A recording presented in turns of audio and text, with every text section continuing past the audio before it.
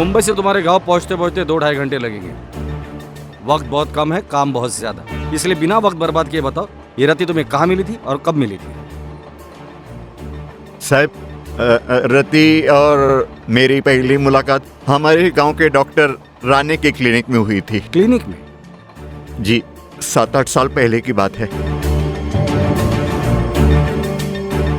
मैं ट्रैक्टर से नीचे उतरता था, गिर गया, एक गुल्ले की हड्डी टूट गई। वो राणे डॉक्टर ने मेरा ऑपरेशन किया।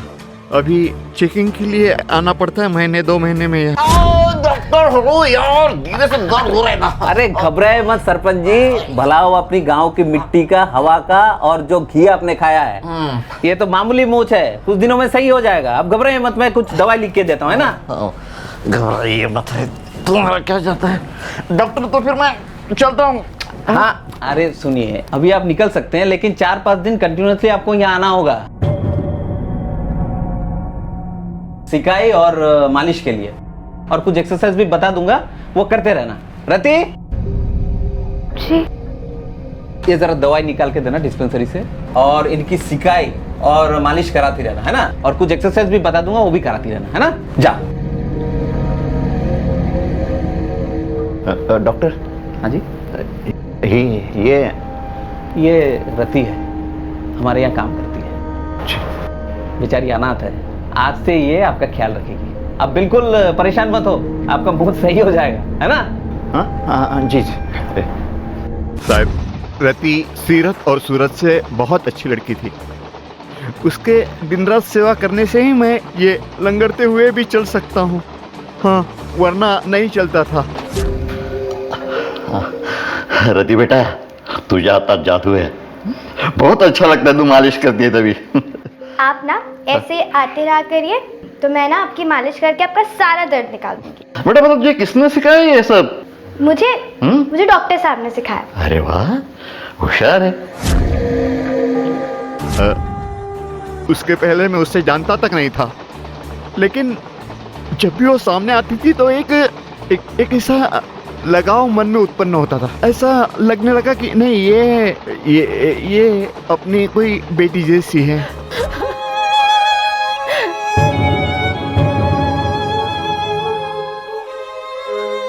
बेचारी इस रति का क्या होगा? अब कौन संभालेगा इस बेचारी को? हम संभालेंगे इसको, चलो रे। अरे चलो ऐसे, शर्म नहीं है क्या तुम्हें? क्या बिगाड़ा इस बच्ची ने तुम्हारा? बिगाड़ना नहीं है, इसको संवारने के लिए लेके जा रहा हूँ। अरे भाई, कौन हो आप लोग? कहाँ से आए हो? कौन हो तुम? क्यों बीच में बोल रहे? कौन लगता है इसका? भाई है? बाप है? कौन है तू इसका? घर ले जाकर अपनी बीवी से क्या कहेगा? बहन है? रखेल है? रखेल? तू रखेल बोलता हो? काका, सरपंच होने का इतना फायदा मत उठाओ। लगती क्या है ये तुम्हारी? बेटी है मेरी। याद रखना, मेरे घर के बहू बेटी पर नजर भी डाली ना, तेरा हुक्का पानी बंद कर दूंगा। चल निकल, चल चल चल। साला भाजा पोरीला रख। हे बा, घबरो नका, रो मत। ये बाप तेरा जिंदा है बेटा, मत रो, मैं हूं ना, है ना? ये है मेरा छोटा सा घर, यहाँ तुझे बिल्कुल अरे नहीं दादा, मैं अरे मैंने बोला छोड़। मेरी बोली ना अंदर आती है ना, आपलंच घर समझ। हे बघ, यहाँ तुझे कोई किसी बात की तकलीफ नहीं होगी। जो भी तुझे चाहिए मुझे बोल देना, मैं ले आऊंगा। पूरी बेटा, पूरी बंगल्या घरात रडायचं नसतं, मग तू यहाँ सुखी रहेगी, तेरा बाप हो ना। साहब, रति अपने नए घर में यानी मेरे घर में बहुत खुश थी। तभी मेरा बेटा शशांक, जो पूना में हवाई जहाज उड़ाने की ट्रेनिंग ले रहा था, वो छुट्टी में घर आया। वो रति को देखकर ऐसा लगता था कि उसे प्यार करने लगा है, उसको लगाव हो गया रति से।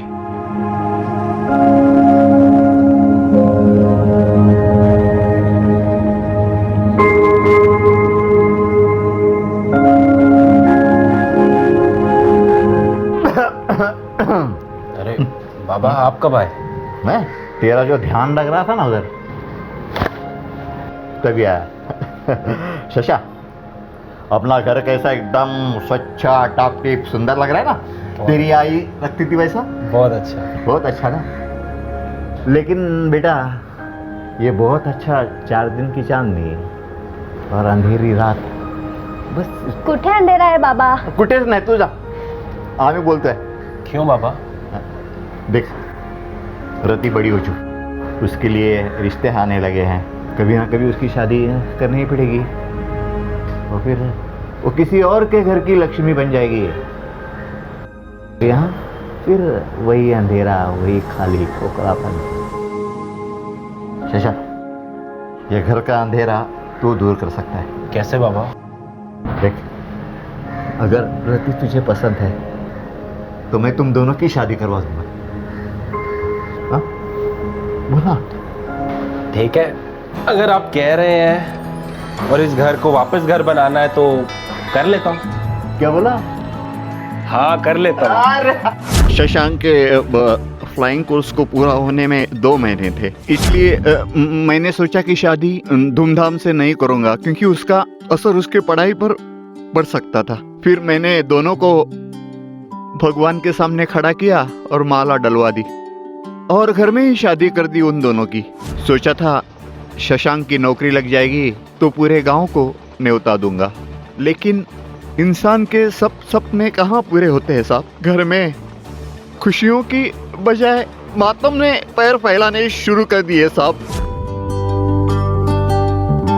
ये तुम्हारे ऊपर बहुत अच्छी लगेगी। ये तो हो गया मेरा गिफ्ट, तुम्हारा गिफ्ट। माझा गिफ्ट का है? वैसे आज तुम बहुत खूबसूरत लग रही हो। चलो मेरा गिफ्ट दो।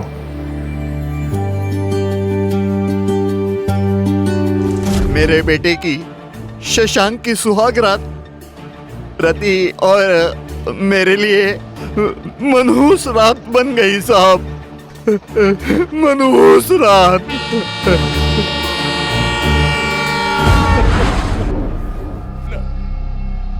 जवाब कर दो। अरे नहीं दादा, मैं अरे मैंने बोला छोड़।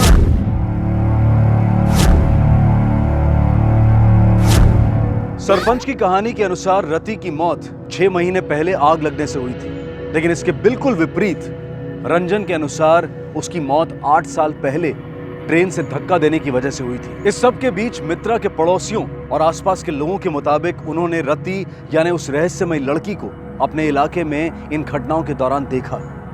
तो आखिर सच क्या था? क्या रति सचमुच जिंदा है? अगर हाँ, तो वो इस वक्त कहाँ है? और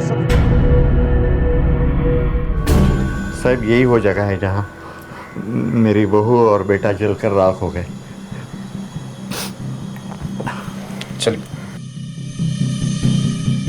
सरपंच जी, आपके बहू और बेटे के बारे में सुनकर बहुत दुख हुआ, पर एक बात समझ में नहीं आई। कौन सी? रंजन को तो आप जानते ही होंगे। ये रंजन कौन है? रंजन कौन?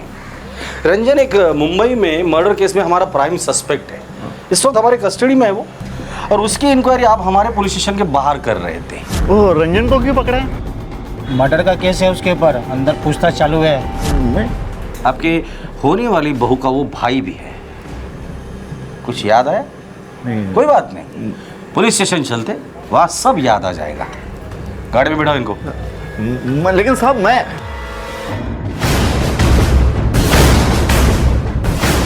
मात्रे इन्हें लगा हम यहाँ पिकनिक मनाने आ रहे हैं, तो रास्ता काटने के लिए इन्होंने एक कहानी हमें सुनाई।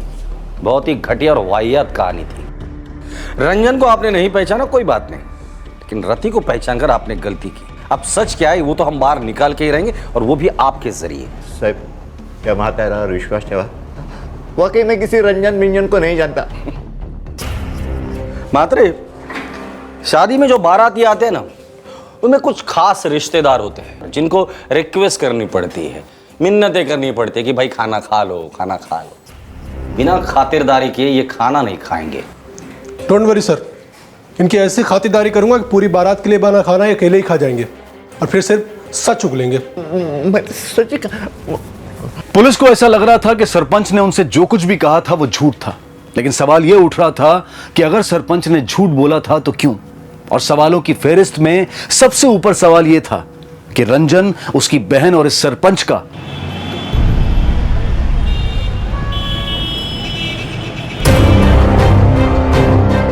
गाड़ी रुको ना सर, जाना है। क्या हुआ? मुझे बाथरूम जाना है। अभी चुपचाप बैठो, कोर्ट में पेशी के बाद कर लेना सब। सर मेरे हाथ में नहीं है सर, कंट्रोल नहीं हो रहा, इमरजेंसी है, जाना है। गाड़ी रोको आगे।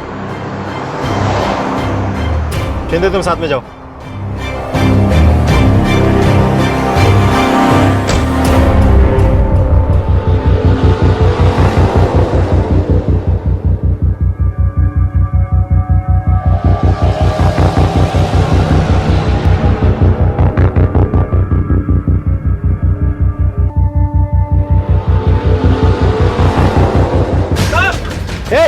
शिंदे रोको उसे।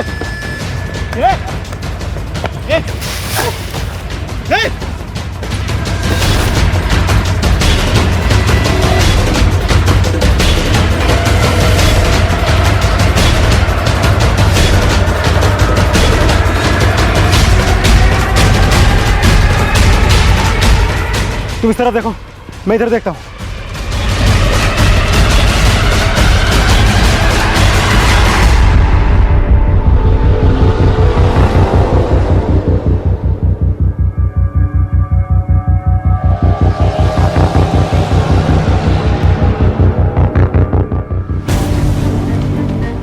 रति?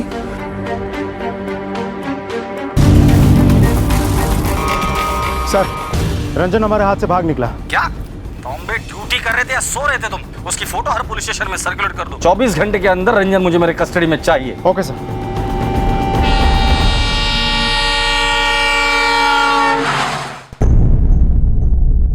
देखो, तुम समझने की कोशिश करो, मुझे ये काम अभी करना है। तुम जल्दी मेरे घर आओ। ओके ठीक है, उस लीड को फॉलो करो तुम। तांबे को पलक से रिलेटेड कोई लिंक मिली है? ये लो प्रॉपर्टी के पेपर्स, अच्छे से चेक कर लो और जल्द से जल्द मेरे अकाउंट में पैसे ट्रांसफर कर दो, मुझे बहुत ज़रूरत है। अभी एडवांस दे देता हूँ।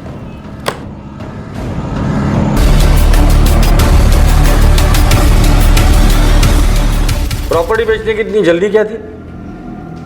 क्योंकि सर मुझे वो घर मनहूस लगने लगा था, इसलिए मैंने सोचा कि यहाँ की सारी प्रॉपर्टी बेचकर मैं कहीं और शिफ्ट हो जाऊँ। कहा रंजन के साथ? नहीं सर, मेरा उससे कोई कांटेक्ट नहीं है और ना ही कोई रिश्ता है।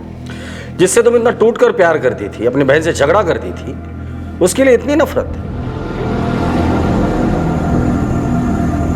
तुम्हें कैसे पता? सर अगर ऐसा नहीं है तो वो आपकी कस्टडी से क्यों भागा? वो भागा या तुमने उसके भागने में मदद की?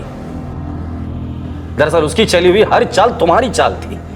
तुमने मित्रा और अपने बाबा को मारा, सारी प्रॉपर्टी अपने नाम करवा ली, अब बेच कर यहाँ से भागने की तैयारी कर रही थी और पूरे मामले को भूतिया शक्ल देने की कोशिश की है। सर ये सब झूठ है, मेरा विश्वास कीजिए, मैंने कुछ नहीं किया है। सब तुमने ही किया है। ये बताओ रति बनने का नाटक क्यों किया और क्या जानती हो रति के बारे में? मुझे फांसी चढ़ा दीजिए, लेकिन भगवान के लिए मुझे टॉर्चर मत कीजिए। सर मैंने अपने बाबा और मेरी बहन को नहीं मारा, मैं सच कह रही हूँ, और मैं किसी रति के बारे में भी नहीं जानती हूँ। हत्या का यह मामला जुर्म की एक ऐसी माला बन गया था जिसमें हत्या, धोखा, शारीरिक शोषण और न जाने कितने ही गुनाह मिल गए थे।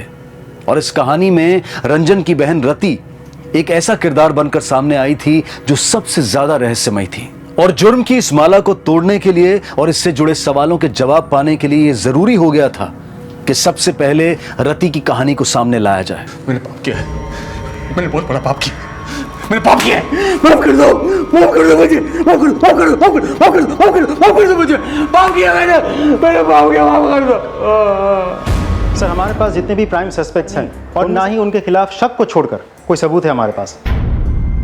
मुझे लगता है इस केस से जुड़ी कोई ना कोई कड़ी है जो हमसे छूट रही है।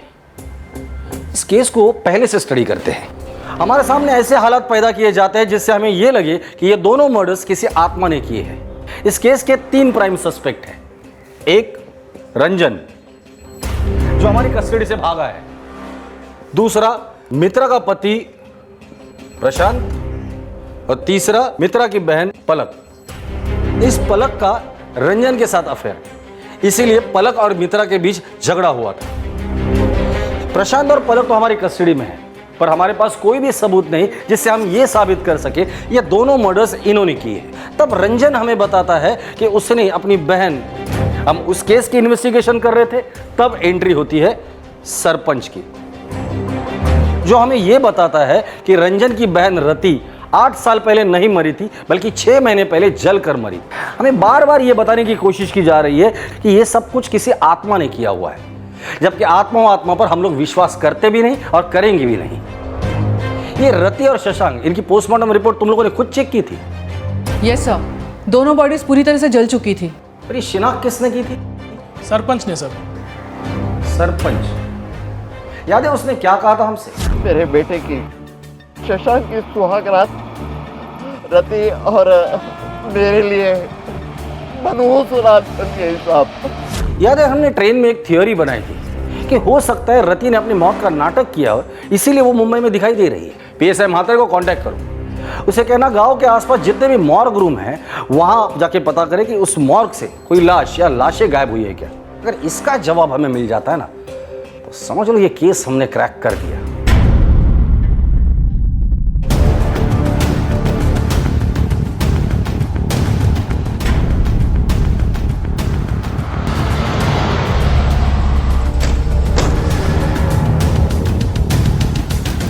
स्केच को देखिए, आप में से किसी ने इसको देखा है?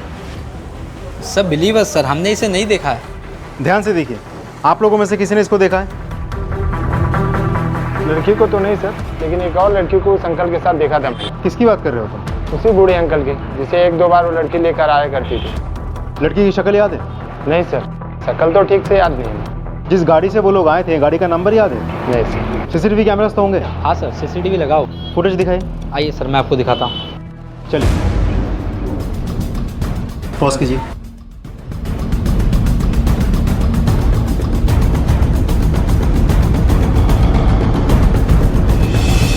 हाँ, एक गाड़ी का नंबर लिखो, MH02 2111।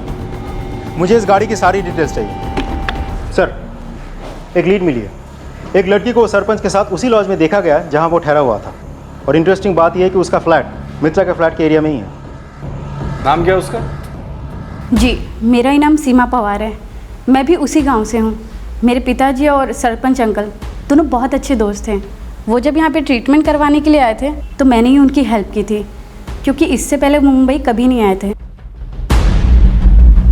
स्केच को देखिए, आप जानती है इस लड़की को? जी सर, मैंने इसे देखा है। उस दिन उनके साथ ये भी थी। आपसे कुछ पूछताछ करना। अरे कितनी बार पूछताछ करना है? जब देखो पूछताछ करना है।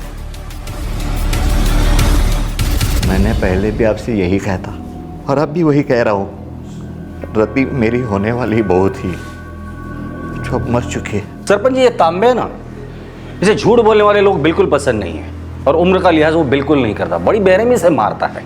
आपका रिमांड मेरा बयान बदल सकती है या नहीं? कोशिश तो करो।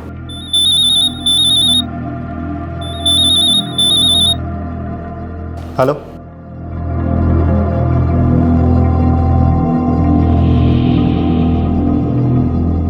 सरपंच, ये खुशखबरी है आपके लिए। गांव के जिस मॉर्ग से आपने एक लाश खरीदी थी ना, उसे लोकल पुलिस ने पकड़ लिया है। हड्डी पसली एक की है, जेल में बैठ के रो रहा है।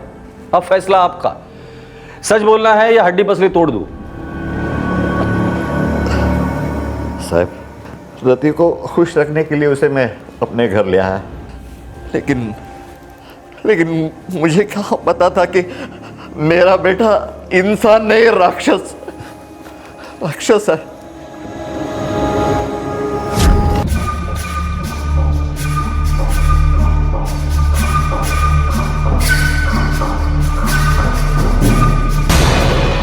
जी, कुछ चाहिए आपको?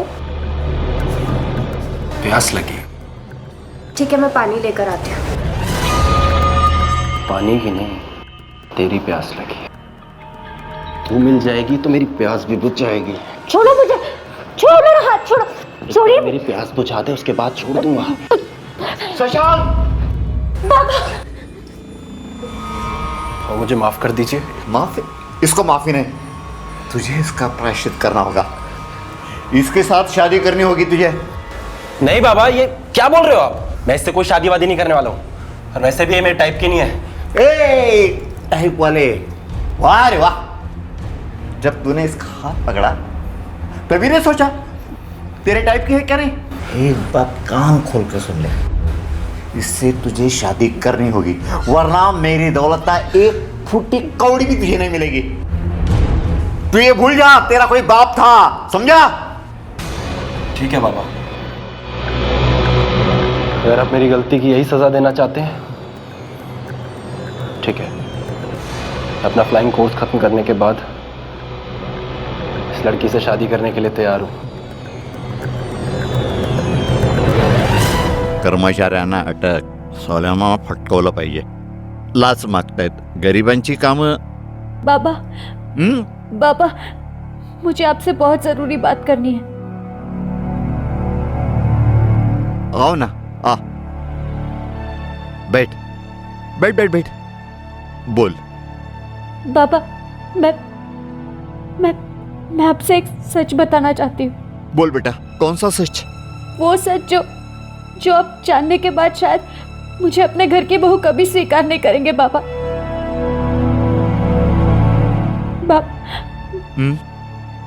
मैं जब छोटी थी तो मैंने बहुत दुख सहे बाबा, मुझ पर बहुत अत्याचार हुआ है। हाँ।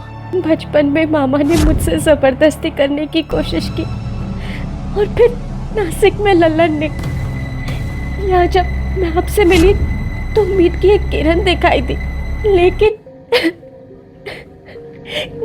जिस डॉक्टर ने मुझे बचाया था वही। जैसे तूने सरपंच जी की सेवा और इलाज किया है ना, वैसे मैं चाहता हूँ कि तू मेरी भी सेवा और इलाज कर। डॉक्टर साहब, लेकिन उन्हें तो चोट लगी थी ना, आपको तो कहीं भी चोट नहीं लगी है। चोट? क्या किया आपने? आज से मैं तेरा मरीज और तू मेरी डॉक्टर। सेवा में कोई कमी नहीं आनी चाहिए, समझ?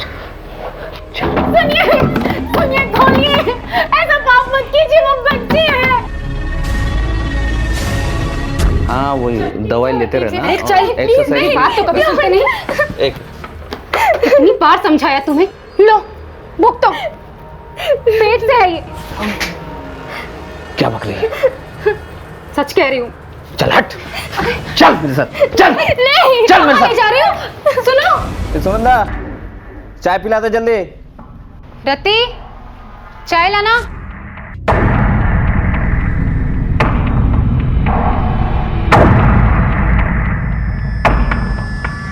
ए, रात में तो बड़ी गर्म हो रही थी, सुबह होते दिमाग सही हो गया, ऐसे ही रहा कर, ऐश करेगी। जा।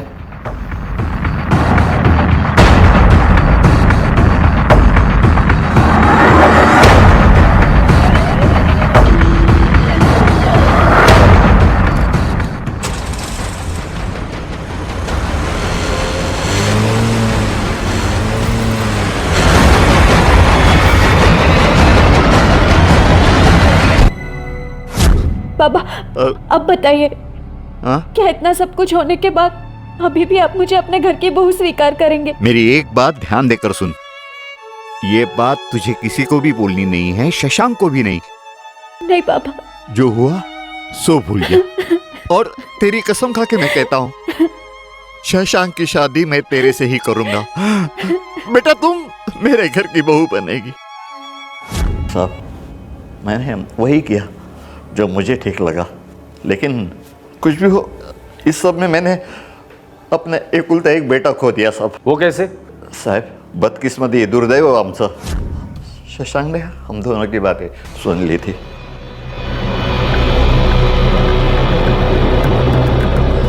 वो इस बात का फायदा उठाना चाहता था। वो शादी से पहले ही रति से शारीरिक संबंध रखने के लिए उसे ब्लैकमेल करता था साहब। पुलिस की तमाम कोशिशों और सरपंच के बयान ने यह साबित कर दिया कि वो रहस्यमय लड़की यानी कि रति अब भी जिंदा है। अब पुलिस के सामने बस एक ही चुनौती थी, रति को ढूंढना और उसे गिरफ्तार करके यह पता करना कि उसका और उसके भाई रंजन का मित्रा और मित्रा के पिता की हत्या से क्या संबंध है। मैं रति और रंजन का पता चाहिए।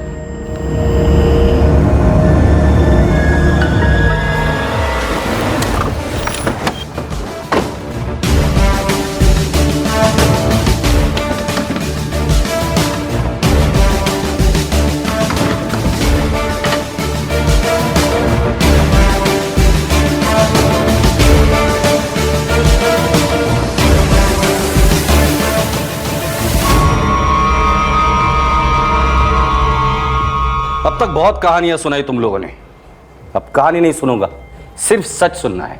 ए चल शुरू हो जा, बोल। हम दोनों भाई बहन एक दूसरे से बहुत प्यार करते थे। हम दोनों सारी जिंदगी हंसी खुशी गुजार लेते सर, लेकिन हमारे मामा ने आकर सब कुछ गड़बड़ कर दिया। उस रात मामा को रति ने नहीं, मैंने मारा था। उसके कमरे में मैंने आग लगाई थी। डॉक्टर साहब को मैंने मारा था। अब सोचती हूँ तो लगता है कि बहुत पहले मार देना चाहिए था। चाय में क्या मिलाया था? जहर। इस दवाई का पता मुझे डॉक्टर साहब से ही चला था। शशांक को क्यों मारा? शशांक को मैंने नहीं मारा था साहब, वो तो अपनी मौत खुद मरा था, मुझसे जबरदस्ती कर रहा था। तुम मुंबई कैसे पहुंची? शशांक के मरने के बाद मेरे पास कोई चारा नहीं था। ये मुर्गी बिना कुछ करे दुख पे दुख भोगे जा रही थी। सब वो केयर टेकर को मौत के मैंने दारू पिलाई, कुछ पैसे लिए और लाश खरीद ली। लाश को घर ले आया और शशांक के साथ फिर से जला दिया और मैंने गाँव वालों से कह दिया कि आग में शशांक और मेरी बहू जल के हो गए साहब। सरपंच काका ने मेरा मुंबई में रहने का इंतजाम करवा लिया था। तब एक दिन अखबार में मैंने मित्रा के किए कारनामों पर एक लेख पढ़ा था, उसमें दादा की फोटो भी छपी थी। दादा दादा, मैं जिंदा हूँ दादा। दादा मैं आ रही हूँ आपके पास। दादा ने कहा था कि मित्रा उनसे उनकी मरी हुई बहन यानी कि मुझसे बातें करवाती थी। मैं ये सोचकर दंग रह गई थी साहब कि मेरे जिंदा होते हुए वो मेरी आत्मा से दादा को कैसे बात करवा सकती है। तब मैंने दादा से मिलने का फैसला किया और मैं मुंबई आ गई सरपंच काका के साथ। वैसे भी सरपंच काका को मुंबई अपने इलाज के लिए आना ही था। यहाँ पर हम आए और सीमा से मिले। इत्तेफाक से सीमा का घर मित्रा के घर के पास ही था। मुझे जैसे ही मौका मिला मैं दादा से मिलने चली गई।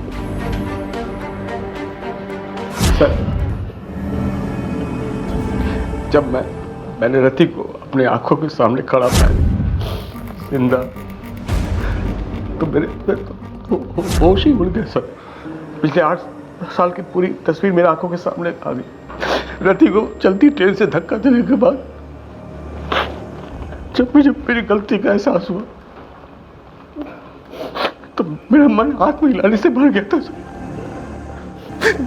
मेरी एक छोटी सी गलती ने रातों की नींद हराम करती थी सर। मैं प्रायश्चित करना चाहता था सर। मैं अपनी बहन से बात करना चाहता था, मैं बहन को पाना चाहता था फिर से। फिर अचानक एक दिन मुझे पता चला कि मुंबई में एक औरत मित्रा नाम की है जो आत्माओं से कांटेक्ट कराती है। फिर मैंने 7 से 8 साल उस औरत की सिर्फ इसलिए गुलामी की सर ताकि वो मेरी मरी हुई बहन से बात करा सके। और जो मैंने पाप किया था उसकी मैं माफी मांग सकूं मेरी बहन से। उस औरत ने मुझे अपनी बहन से बात भी करवाया सर। तो मुझे यकीन हो गया सर कि मेरी बहन मर चुकी है और मैं उसकी आत्मा से बात कर रहा हूं। लेकिन जब रति को मैंने सामने देखा तो मुझे एहसास हुआ कि उस औरत ने मुझे बेवकूफ बनाया था सर। वो औरत, उसका बाप दोनों मिलकर मुझे बेवकूफ बना रहे थे सर। अगर वो दोनों मुझे बेवकूफ नहीं बनाते सर, मैं अपनी बहन को खोज निकालता। उसको कुछ बर्दाश्त नहीं करना होता जो ये सह चुकी थी, इसलिए मैंने उसका पहले बाप को मारा सर। ये सब आपको पता था ना? देखो, तुम लोगों के साथ जो कुछ भी हुआ वो गलत था, लेकिन तुमने जो किया वो भी गलत था। लेकिन कानून हाथ में लेने के बजाय तुम अगर पुलिस के पास आते तो पुलिस तुम लोगों की जरूर मदद करती, और अगर तुम पुलिस के पास जाते तो बाकी की जिंदगी तुम अपने बहन के साथ हंसी खुशी गुजार सकते थे। वो अपनी जिंदगी जेल के सलाखों के पीछे बिताना। मुझे माफ कर, मुझे माफ कर दे रती, मुझे माफ कर दे, अपने भाई को माफ कर दे। हम जिस दुनिया में रहते हैं, जिसमें जीते हैं, ठीक उसी दुनिया में एक दूसरी दुनिया भी है जो कि उतनी ही भरी हुई और आबाद है जितनी कि हमारी दुनिया। और इस दूसरी दुनिया से हमारी इस दुनिया का और हमारी जिंदगी का गहरा संबंध भी है। और वो दूसरी दुनिया है हमारे दिमाग की दुनिया, जो हर तरह के विचारों से और भावनाओं से आबाद रहती है। अच्छे विचार, बुरे विचार, शक, लालच और इंसानी सोच से जुड़ी हर भावना हमारी इस दिमागी दुनिया में रहती है और लगातार हमारी जिंदगी को प्रभावित भी करती रहती है। अगर विचार और भावनाएं सकारात्मक हैं, सही हैं, तो उनके प्रभाव भी सकारात्मक और अच्छे ही होते हैं। लेकिन अगर विचार गलत या दूषित हैं तो उसका प्रभाव हमारी जिंदगी को भी दूषित कर देता है और कई मामलों में बर्बाद भी, जैसा कि मित्रा, रंजन, प्रशांत और इस कहानी के अन्य किरदारों के साथ हुआ। इन सब की सबसे बड़ी गलती ये थी कि इन्होंने अपने दिमाग में उठने वाले गलत करने के विचार के सामने हथियार डाल दिए और उसी गलत विचार ने इनकी जिंदगी तबाह कर दी। हत्याओं की इन गुत्थियों को सुलझा लिया गया, लेकिन रंजन अपने अपराध बोध का सामना नहीं कर पाया और अपना मानसिक संतुलन खो बैठा, और उसका इलाज इस वक्त एक मानसिक चिकित्सालय में चल रहा है। रति पर अदालत में केस फाइल कर दिया गया है, जिसमें उसकी पैरवी के लिए एक एनजीओ ने उसकी मदद की पेशकश की है। हम उम्मीद करते हैं कि रति को अदालत से इंसाफ मिले और हमें इस कहानी से एक सबक।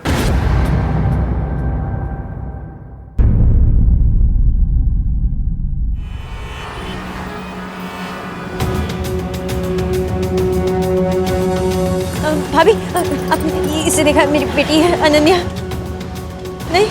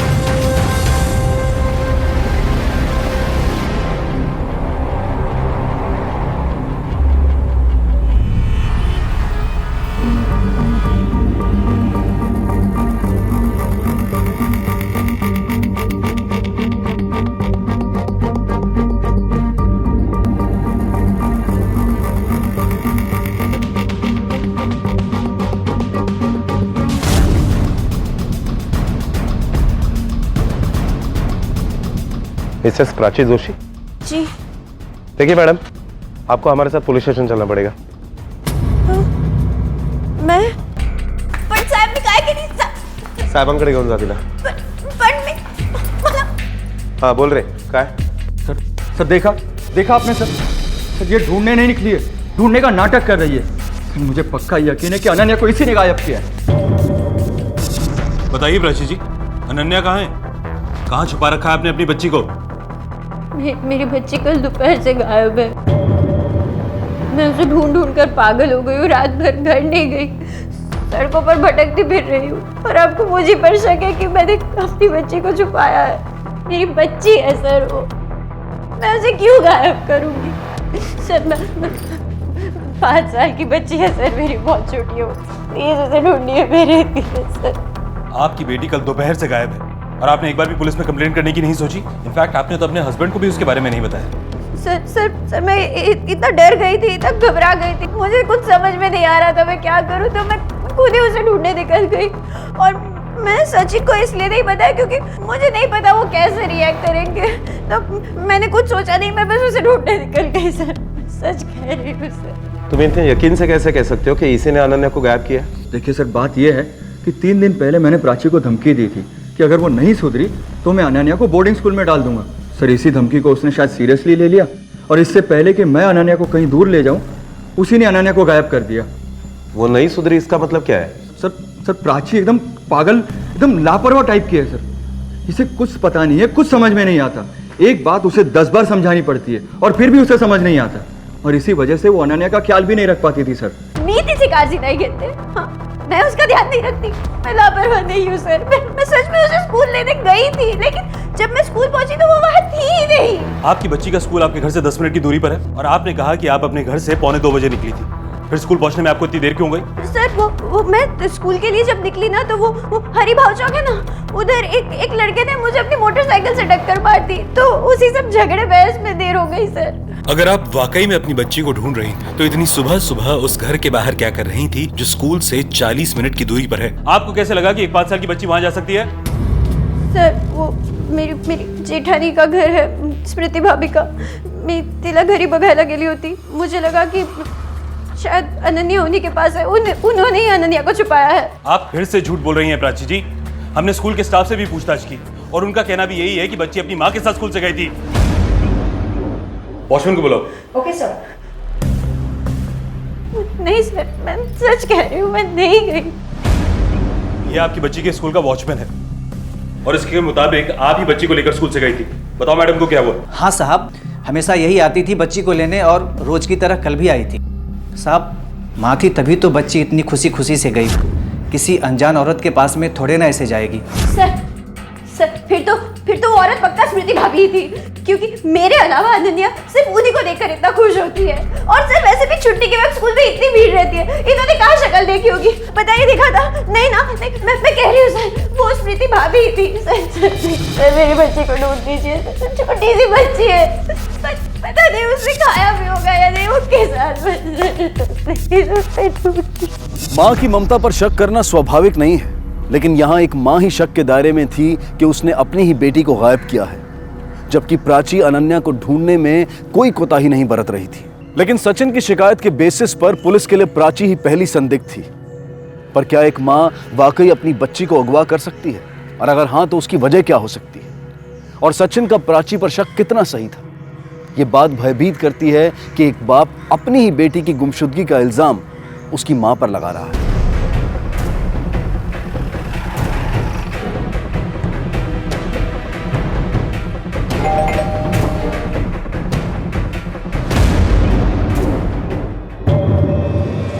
ये कैसी बातें कर रहे हो आप सर? अनन्या भतीजी है हमारी, प्यार करते हैं मुझसे। हम भी इस घटना से बहुत सदमे में हैं सर। अच्छा, मगर प्राची का तो कहना है कि अनन्या को गायब करने में स्मृति का हाथ है। क्या? सर, अनन्या मेरी बेटी जैसी है, मुझे भी उसकी उतनी चिंता है जितनी प्राची को है। मैं अपनी बेटी को गायब करूंगी क्या? वो आपकी बेटी जैसी है, लेकिन बेटी है तो नहीं ना।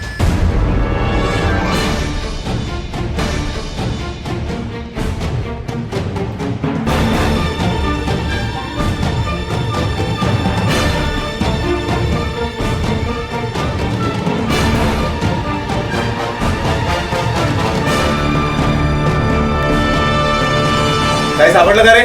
नहीं सर, अंदर कुछ भी नहीं है। हो गई तसल्ली। सर वो भतीजी है हमारी ही भतीजी को हम क्यों किडनैप करेंगे भला? ठीक है, हम लोग चलते हैं। अगर हमें जरूरत पड़ी तो आपको थाने आना पड़ेगा। मम्मा, पुलिस हमारे घर क्यों आई है? कुछ नहीं बेटा, अंकल मिलने आए। और तू नीचे क्यों आया? चलो चल। इस फोटोग्राफ में ये बच्ची कौन? जी वो बेटी थी हमारी। 4 साल पहले हमने उसे खो दिया। इस बार तो तुमने हद कर दी प्राची। कोई इतनी बड़ी लापरवाही कैसे कर सकता है? मैंने लापरवाही नहीं की, मुझे काई चूक नहीं हो। तुझे काई चूक नहीं है, सारी गलती मेरी है। मैंने तुम्हें धमकी नहीं देनी चाहिए थी, सीधा अनन्या को यहाँ से लेकर जाना चाहिए था, घेऊन जायला पाहिजे होतं मला। सारी लापरवाही मेरी है। मैं ये कैसे भूल सकता हूँ कि 3 साल पहले भी तुम्हारी वजह से। मैंने वो जानबूझ के नहीं किया था। क्यों बार-बार मुझे उस बात का ताना मारते हो? मैं बहुत प्यार करती थी। आप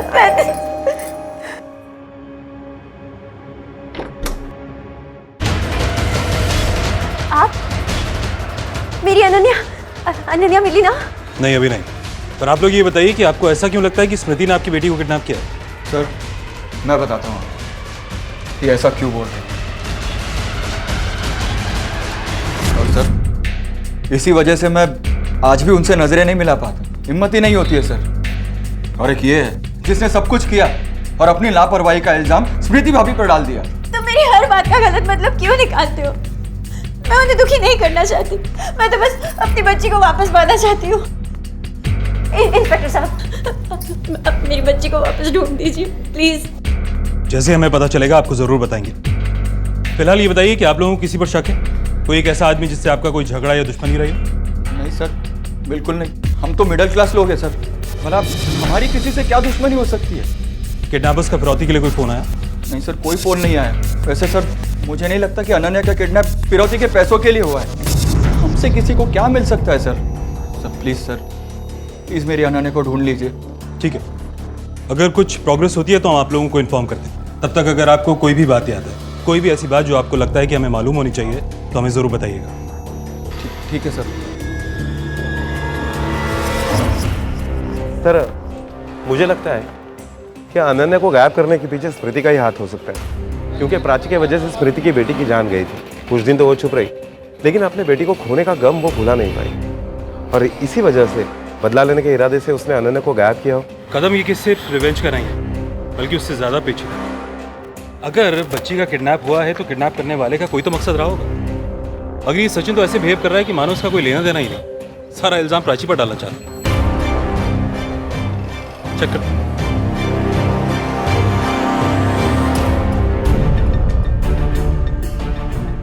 सर इस केस के मामले में जितना, एक मिनट सर। हेलो, हाँ क्या? ओके, हम लोग पहुंच रहे हैं। सर कंट्रोल रूम से फोन था कि होलकरवाड़ी के तालाब के पास एक 5 साल की बच्ची की लाश मिली। होलकरवाड़ी की बीट पे कौन है? Sir constable Sonawade. उसे फौरन वहां भेजो, होलकरवाड़ी तालाब की तरफ।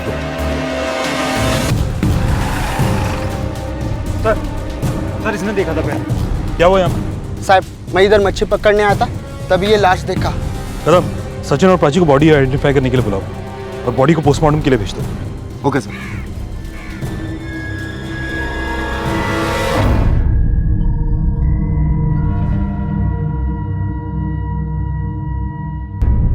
बॉडी का चेहरा बहुत बिगड़ चुका है और इसीलिए आपको पहचान के लिए बुलाया है। ये कपड़े हमें इस बच्ची की बॉडी पर मिले थे, पहचानते हो तुम इन्हें? मुझे इन कपड़ों के बारे में कुछ पता, पर ये मेरी अनन्या ही है। तो बेटा आगे खोलो। कदम, ये कपड़ों का चक्कर समझ में नहीं आया। अनन्या तो स्कूल के बाहर से गायब हुई थी ना, तो फिर इसे तो स्कूल यूनिफॉर्म में होना चाहिए। सर हो सकता है कि कातिल ने जानबूझकर स्कूल यूनिफॉर्म बदल दिया ताकि हम लोग गुमराह हो सके।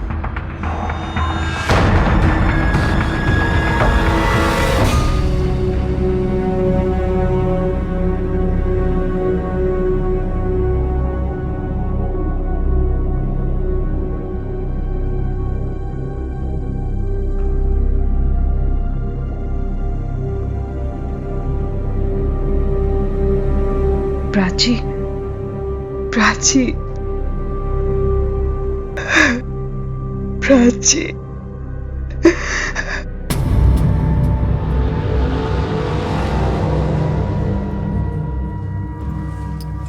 सौरभ, आज से तेरी एक नहीं दो माँ है। आज से तू प्राची काकी को भी माँ कहेगा।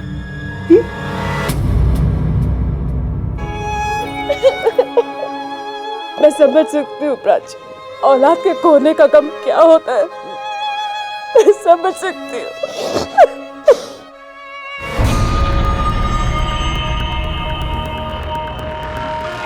पापा क्यों नहीं आए? पापा कब आएंगे? ये विधि का विधान था या फिर किसी षड्यंत्र का हिस्सा, जहां अनन्या जिंदा थी पर माता पिता ने किसी दूसरी ही मृत बच्ची को अपना बता दिया था? कौन थी वो बच्ची और कहां थी अनन्या? अनन्या की हालत को देखकर ऐसा लग नहीं रहा था कि वो जरा सी भी तकलीफ में है। अपहरणकर्ता ने उसे इतना संभाल कर क्यों रखा था? कहीं इस अपहरण के पीछे माँ बाप का ही हाथ तो नहीं था? किडनैपर ने अनन्या को किडनैप किया और जान से मार दिया, मगर किडनैपिंग का क्या मोटिव था ये समझ में नहीं आ रहा। पैसों के लिए किडनैपिंग की गई तो फिर फिरौती के लिए फोन क्यों नहीं आया? सर, पुलिस को इस केस में इन्वॉल्व देखकर शायद वो लोग डर गए हो और इसी डर के मारे उन्होंने बच्ची को मार दिया हो। हाँ कदम, पर अगर किडनैपर पैसे ही चाहता था तो बच्ची को बेच भी सकता था। उसका मोटिव भी पूरा हो जाता और शायद हमसे बचने के लिए उसे समय भी थोड़ा ज्यादा मिल जाता। सर, अगर दुश्मनी वाले एंगल से देखा जाए तो बदला लेने के लिए बच्ची को किडनैप किया गया और बाद में उसे मार दिया गया। फिर तो शक की सुई स्मृति की तरफ ही बढ़ रही है।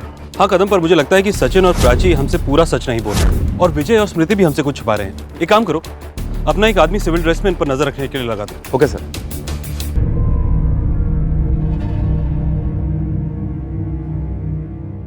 अरुणा नहीं आई। वैसे तो बहुत अनन्या अनन्या करती फिरती थी और आज बच्ची की मौत पर ही नहीं आई। अरे मुझे तो जब पता चला कि अनन्या गायब हो गई है, मुझे तो पूरा यकीन हो गया कि उस मनुष्य ने उसे कहीं गायब कर दिया होगा और अब उसे मार भी डाला। वरना ये बेचारे सीधे साधे लोग, इनकी किसी से क्या दुश्मनी हो सकती है।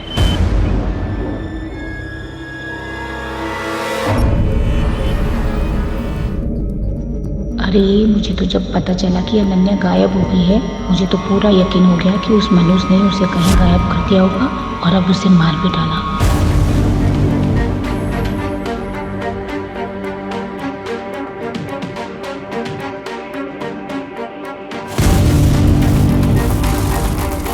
दरवाजा खोलो! खोलो दरवाजा! अरे ना! दरवाजा खोलो! प्राची, दरवाजा! एक मिनट आ रही हूँ। रुको, आ रही हूँ।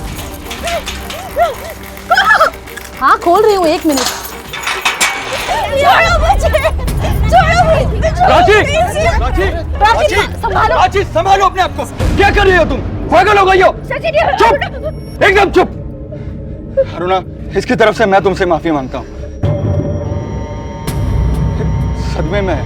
ये क्या कर रही है, क्या बोल रही है, इसे कुछ समझ में नहीं आ रहा। I am really very sorry.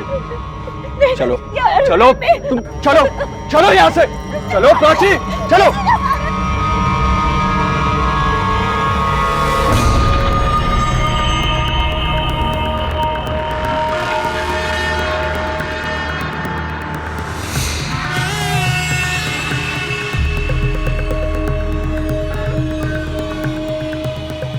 Sir, Prachi के घर के बाहर जो हवलदार हमने तैनात करके रखा है, उसने खबर दी कि कल रात को प्राची और उसकी पड़ोसन अरुणा, इन दोनों के बीच में काफी मार पिटाई हुई।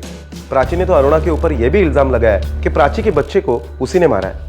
सर, हवलदार ने हमें यह भी बताया कि यह अरुणा जो है वो अकेली रहती है, उसे बच्चा नहीं हो रहा है, इसलिए उसके पति ने उसे छोड़ दिया। हो सकता है कि प्राची का शक सही हो। अरुणा ने अपने बच्चे की कमी को पूरा करने के लिए अनन्या को किडनैप किया हो और इसके बाद इस डर से कि पुलिस उस तक ना पहुंच जाए बच्चे की जान ले रही हो। मगर इसका उल्टा भी हो सकता है कदम। हो सकता है कि प्राची अरुणा के बच्चे के ना होने का फायदा उठा रही हो और अपना शक उस पर जता रही हो ताकि वो खुद बच सके। क्योंकि अगर अरुणा पर उसे पहले से ही शक था तो उसने हमें पहले क्यों नहीं बताया। और इस प्राची के बारे में मैंने एक बात और नोटिस की है, ये बार बार अपना बयान बदलती रहती है, कंफ्यूज रहती है और लोगों की हाँ में हाँ मिलाती जाती है। एक काम करो कदम, उस मोटरसाइकिल एक्सीडेंट के बारे में पता करो कि वो वाकई में हुआ भी था या नहीं, जिसके बारे में प्राची ने हमें बताया। सर, मैंने सीसीटीवी फुटेज चेक किया। पुलिस ने अब मोटरसाइकिल से हुए एक्सीडेंट का सच जानने की ठान से पूछताछ करने का फैसला किया। इसका मतलब प्राची सच बोल रही है। कहीं ऐसा तो नहीं कदम कि अरुणा के बारे में भी उसका शक सही हो सकता है।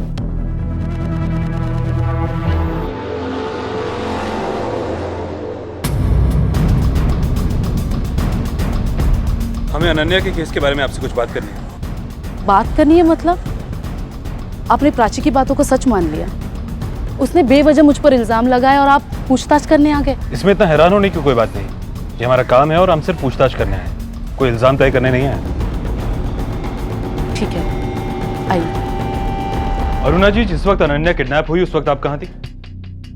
उस वक्त मेरे घर पर मेहमान आए थे तो मैं घर पर ही थी। इस कॉलोनी में इतने सारे लोग रहते हैं तो फिर प्राची ने आप पे ही शक क्यों जताया? सर, प्राची बहुत ही अजीब औरत है। मुझे तो लगता है उसका दिमाग खराब है। एक बार जब मैंने अनन्या को बचाने की कोशिश की तो उसने मुझे थैंक यू बोलने के बजाय मुझे ही बुरा भला सुना दिया था।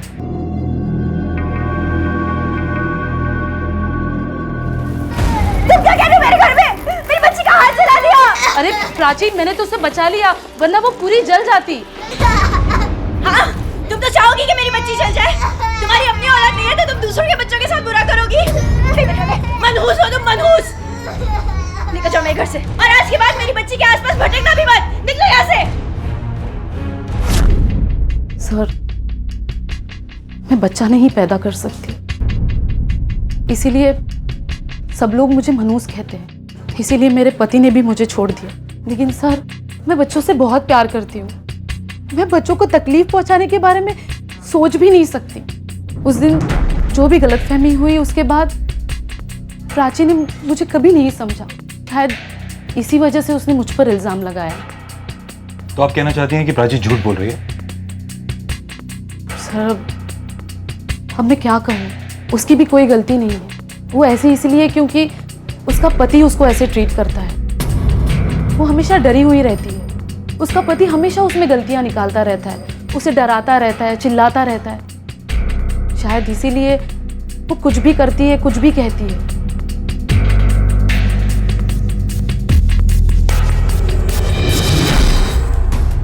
कदम, अगर अरुणा सचिन के बारे में जो कह रही है वो सच है, तो हो सकता है कि अनन्या की किडनैपिंग और मर्डर का सच कुछ और ही हो।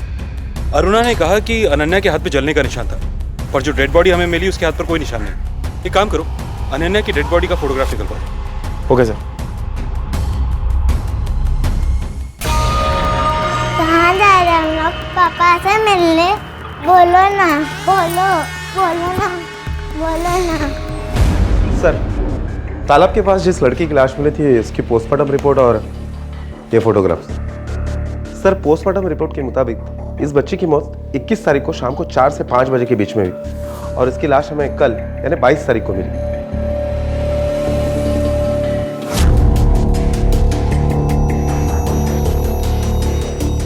हमारा शक सही था कदम। बच्चे के हाथ पे जलने का कोई निशान नहीं है और ना ही इसके बारे में पोस्टमार्टम की रिपोर्ट में कोई जिक्र है। एक काम करो, इन दिनों में आसपास के एरिया में जितनी भी बच्चों की मिसिंग कंप्लेंट्स दर्ज हुई हैं, उनके माँ बाप को शिनाख्त के लिए बुलाओ। Okay sir.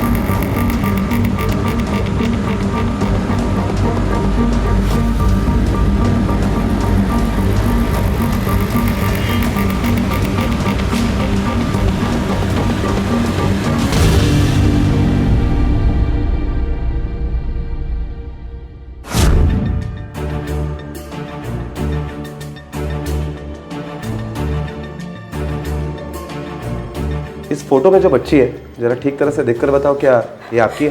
या अल्लाह, ये तो मेरी बच्ची। आपने अपनी बच्ची की मिसिंग कंप्लेंट लिखवाई थी? जी साहब, 15 तारीख को हमने मिसिंग रिपोर्ट दर्ज करवाई। लेकिन फोटोग्राफ्स में तो चेहरा अच्छी तरह से दिखाई नहीं दे रहा है, फिर आपने कैसे पहचाना? साहब, इसकी फ्रॉक से जिस दिन ये गायब हो गई थी उस दिन मैंने इसे ये कपड़े पहनाए थे। जिस दिन ये गायब हुई थी उसी दिन शाम को इसका जन्मदिन हम लोग मनाने वाले थे। अपने बच्चे को आखिरी बार ना देख पाना, उसका अंतिम संस्कार तक नसीब ना होना माँ बाप के दिल में एक घाव बनकर रह जाता है। और हिना के माता पिता को ये घाव प्राची और सचिन की वजह से मिला था, क्योंकि उन्होंने उनकी बच्ची को अपनी बच्ची बताकर उसका अंतिम संस्कार कर दिया था। और ये बात पुलिस के गले नहीं उतर रही थी कि आखिर ऐसा क्यों हुआ, क्यों वो अपनी बच्ची और दूसरे की बच्ची में फर्क नहीं कर पाए। क्या यह वाकई इत्तेफाक था या फिर एक सोची समझी साजिश? आप लोगों ने हमसे झूठ क्यों बोला कि वो डेड बॉडी अनन्या की थी? मतलब सर, हम कुछ समझे नहीं। आपकी बेटी के हाथ पे जलने का निशान था और जिस बच्ची की लाश हमने आपको दिखाई उसके हाथ पर कोई निशान नहीं था। हमने मिसिंग बच्चियों के माँ बाप को थाने में बुलाया और उस बच्ची के असली माँ बाप ने उसको पहचान लिया है। मतलब मेरी बेटी जिंदा है, पर वो कहाँ है? कहाँ है वो? वो तो आप लोग हमें बताएंगे कि अनन्या है कहाँ छुपा के रखा है उसे। और आप लोगों ने उसकी किडनैपिंग की झूठी कंप्लेंट क्यों करवाई? मतलब सर? मतलब ये कि प्राची ने तो आपको बताया नहीं कि आपकी बेटी गायब है, तो अनन्या के गायब होने की खबर आपको कहां से मिली?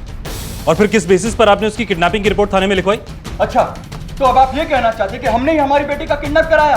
एक तो आप लोगों ने इतना बड़ा पाप करा दिया हमसे, और हमारी जिंदा बेटी को मरा हुआ समझकर न जाने किसकी बेटी का अंतिम संस्कार करा दिया हमसे। सर, अब जो हुआ सो हुआ, लेकिन मैं हाथ जोड़कर आपसे रिक्वेस्ट करता हूं सर, मेरी बेटी को ढूंढ ले प्लीज सर।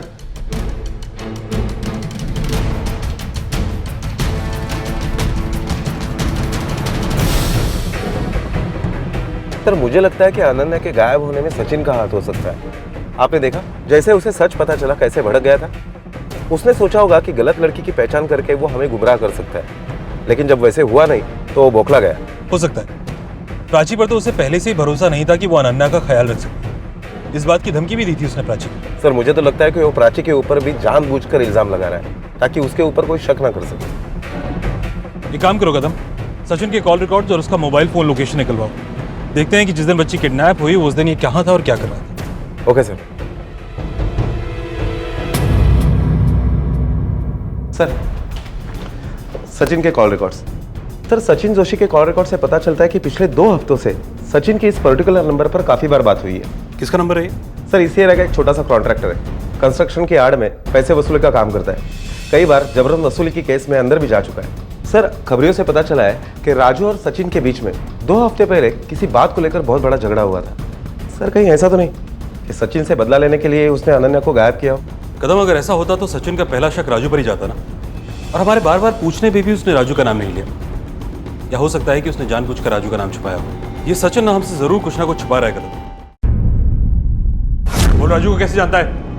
राजू? कौन राजू सर? ये तेरे कॉल रिकॉर्ड्स हैं और इसमें राजू का नंबर भी है।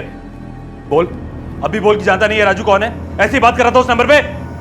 देख सचिन, सच सच बोल, नहीं तो अनन्या की किडनैपिंग के केस में और पुलिस को गुमराह करने के केस में अंदर डाल दूंगा तुझे, समझा? मैं बताता हूँ सर, बताता हूँ सर। सर मुझे सच में नहीं पता था कि राजू ने अनन्या को किडनैप कर लिया है सर। खरंच सांगतो साहेब, मला खरंच नव्हतं माहिती साहेब। मुझे तो तब पता चला जब वो राजू ने मुझे फिरौती के पैसों के लिए कॉल किया। ए सुन, तुझे अगर अपनी बेटी जिंदा वापस चाहिए ना तो 5 लाख का इंतजाम कर, समझा? और हाँ, अगर पुलिस के बारे में सोचा भी तो बेटी इंस्टॉलमेंट पे मिलेगी, समझा? और मैं पैसे कहाँ से देता सर, कहाँ से देता? मेरे पास पैसे है ही नहीं। तो ये बात तूने हमें पहले क्यों नहीं बताई? राजू है ना, बहुत बड़ा गुंडा है, वो कुछ भी कर सकता है सर, कुछ भी कर सकता है। मुझे डर था कि कहीं वो मेरी बच्ची को नुकसान ना पहुंचाए, सिर्फ इसीलिए मैं उससे फोन पर बात करता था और अनन्या को छोड़ने के लिए रिक्वेस्ट कर रहा था सर, सिर्फ इसीलिए बात करता था मैं। मगर जिस दिन तूने डेड बॉडी को आइडेंटिफाई किया था उस दिन भी तूने हमें राजू के बारे में नहीं बताया, क्यों? हाँ तो मैंने नहीं लिया था क्योंकि मुझे यही डर था कि कहीं मैं आप लोगों को सच्चाई बता दूंगा तो वो राजू मेरी बच्ची को नुकसान पहुंचाएगा सर, और इसीलिए उसके बाद भी मैं उससे फ़ोन के कांटेक्ट में रहा। तो सर पिछले 3-4 दिनों से वो मेरा फ़ोन नहीं उठा रहा सर। मैंने आप लोगों को सब कुछ सच बता दिया है सर, सब कुछ सच बता दिया है। प्लीज़ सर, प्लीज़ मेरी बच्ची को ढूंढ लो।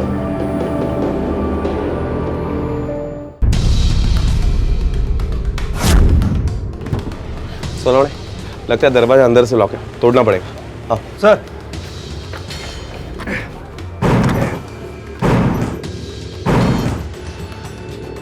लाइट्स ऑन करा।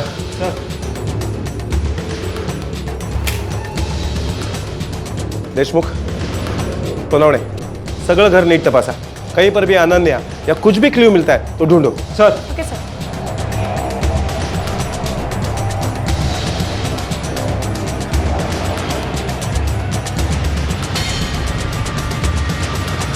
कुछ मिला? नहीं सर, हमने सर्च किया, कुछ नहीं मिला। हेलो साहब। हाँ सर, सब राजू तांबे कुंते चौक में बार के बाहर खड़ा है।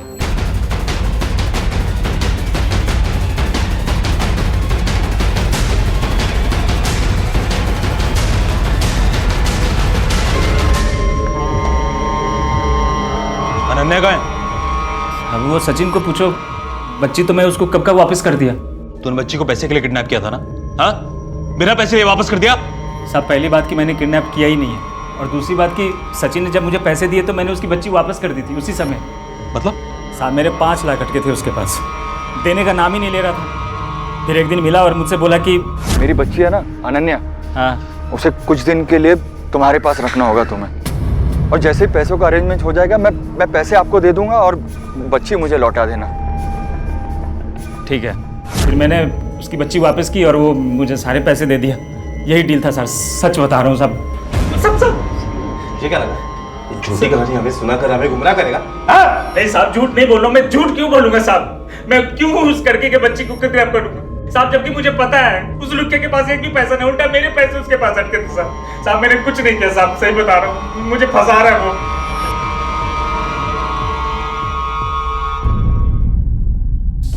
सर आप कैसी बातें कर रहे हो? ये राजू तो गुंडा है। क्या आपको सच में ऐसा लगता है कि मैं अपनी 5 साल की मासूम बच्ची को राजू जैसे गुंडे को दूंगा? हाँ, हमें ऐसा लगता है, क्योंकि तुम अनन्या को प्राची से दूर करना चाहते थे। हाँ सर, अगर मैं ऐसा करना भी चाहता था तो मैं अनन्या को कहीं और रख सकता था, राजू को क्यों दूंगा सर? राजू का कहना है कि सचिन ने खुद अपनी बेटी को किडनैप कराया, जबकि सचिन कह रहा है कि पैसों के लिए राजू ने अनन्या को किडनैप किया। अब इन दोनों में से एक आदमी तो जरूर झूठ बोल रहा है, मगर पता नहीं कौन। और इन दोनों के अलावा एक और कड़ी है, वो औरत जिसने अनन्या को स्कूल से पिक किया। वो औरत कौन हो सकती है? सर कदाचित ती प्राची पण असू शकते। प्राची और सचिन ने मिलकर यह सारा ड्रामा किया होगा, क्योंकि राजू के बयान के मुताबिक उससे सचिन से 5 लाख रुपए लेने थे, जो कि सचिन दे नहीं पा रहा था, और इसीलिए ये सारा किडनैपिंग का ड्रामा इन दोनों ने रचाया और उसमें राजू को फंसाने की कोशिश की, ताकि वो राजू को 5 लाख रुपए देने से बच जाए। पर कदम, सचिन तो ऑलरेडी हमें बहकाने की कोशिश कर चुका है, और प्राची ये तो कंफ्यूज रहती है, खुद कुछ कर पाना इसके बस की बात नहीं। हाँ, विजय और स्मृति के पास किडनैपिंग का मकसद जरूर है। हो सकता है कि बदले की भावना से इन्होंने अनन्या को किडनैप किया, पर इन सब लोगों के बयान में अभी तक ये पता नहीं चल पाया है कि ये सच बोल रहे हैं या गलत। पर ये अरुणा वो औरत हो सकती है जिसने अनन्या को स्कूल से पिक किया। इसका खुद का कोई बच्चा नहीं है, और बच्चे इसकी कमजोरी है। अरुणा जी, आपने कहा उस दिन आपके यहाँ मेहमान आए थे, राइट? जान सकता हूँ कौन थे वो? मतलब ये कि हम जानना चाहते हैं वाकई में आपके यहाँ उस दिन कोई मेहमान आया था कि नहीं। कदम, इनसे उन सबका नंबर लो और पता करो कि इनके यहाँ उस दिन कोई आया था कि नहीं। अरे सर, मैं क्या बोल रही हूँ, आप उस दिन कहीं नहीं गई थी। आप अनन्या के स्कूल के बाहर थी और सचिन के साथ मिलकर अनन्या को आप ही ने किडनैप किया है। नहीं सर ऐसा कुछ भी नहीं है। आप अब भी झूठ बोल रही हैं? मैं झूठ नहीं बोल रही हूँ, लेकिन मैं सच नहीं बोल सकती। अच्छा, देशमुख मैडम, बिठाइए नहीं जीप, अभी लॉकअप में ही सच बोलेंगी। अरे एक मिनट छोड़िए सर, मैं सच बताती हूँ, मैं सच बोलती हूँ। उस दिन मैं मिस्टर मेहरा के साथ थी, वो यहीं पास में रहते हैं। काफ़ी टाइम से उनका और मेरा अफेयर चल रहा है। ये बात उनकी बीवी को नहीं पता, इसीलिए मैंने आपको भी नहीं बताया। बाकी मैं सब सच बोल रही हूँ। मेरा और सचिन का कोई लेना देना नहीं है। अगर अरुणा का उस केस से कोई लेना देना नहीं है, तो फिर वो औरत कौन थी जिसने उस बच्ची को स्कूल से पिक किया? कदम, इस केस की कोई एक ऐसी कड़ी है जो अभी तक हमारे सामने नहीं आई है, या अभी तक हम उसे पकड़ नहीं पा रहे हैं।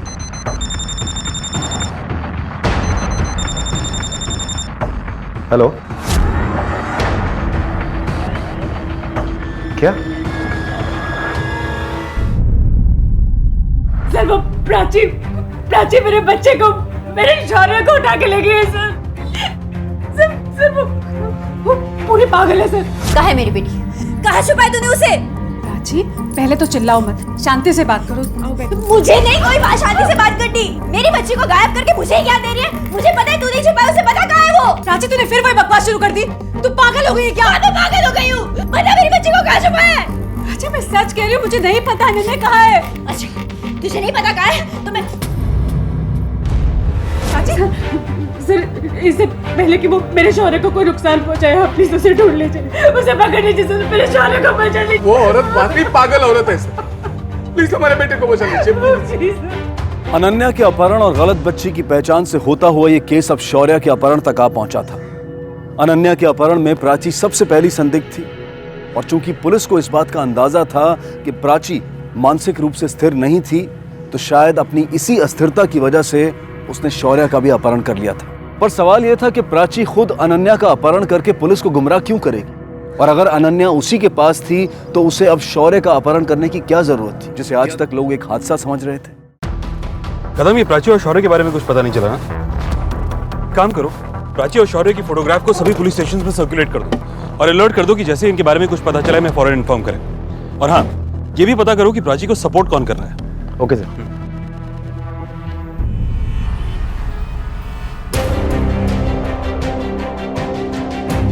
तो ताला लगा है, उससे पूछता हूं।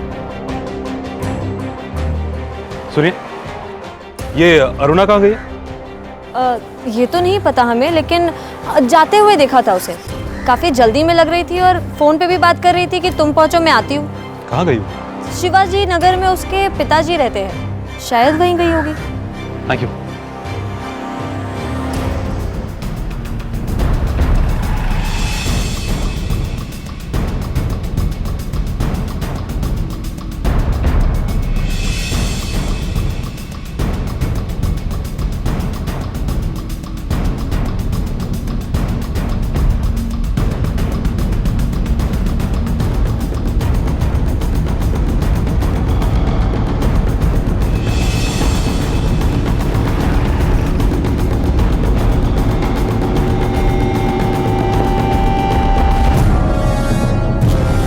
यहाँ?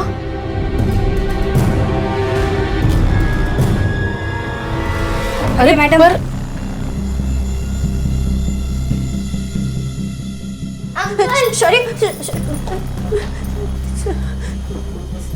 सर मैं मानती हूँ मुझसे गलती हो गई, पर मैं क्या करती, मुझे कुछ समझ में नहीं आ रहा था। जब मुझे कुछ सूझा नहीं तो मैं शौर्य को अपने साथ ले आई, ये सोच के कम से कम अब तो स्मृति भाभी मुझे मेरी बेटी वापस कर देगी।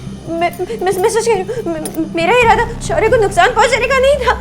मैं तो बस अपनी बेटी को वापस लेना चाहती हूँ। पर आपको कैसे पता कि अनन्या स्मृति के पास है? सर, क्योंकि मैंने अपने कानों से अपने पति को उनके भैया से बात करते सुना था। अरे नहीं नहीं दादा, आप मेरी बात समझो।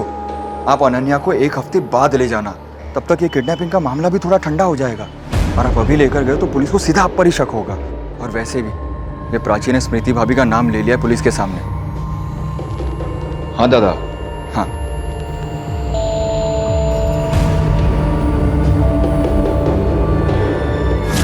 मुझे कुछ समझ में नहीं आया कि मैं क्या करूं, इसलिए मैं सीधा स्मृति भाभी के पास चली गई उनसे रिक्वेस्ट करने की वो मुझे मेरी अनन्या वापस कर। भूल जा, तेरी बेटी तुझे वापस मिलेगी।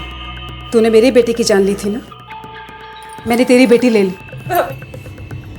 मैं आपका हाथ जोड़ती हूँ, आपके पाँव पड़ती हूँ, प्लीज प्लीज प्लीज मुझे मेरी बच्ची वापस कर दो। तेरी बेटी तो तुझे वापस मिलने से रही, और दोबारा इस घर में कदम मत रखना। तो चल निकल यहाँ से।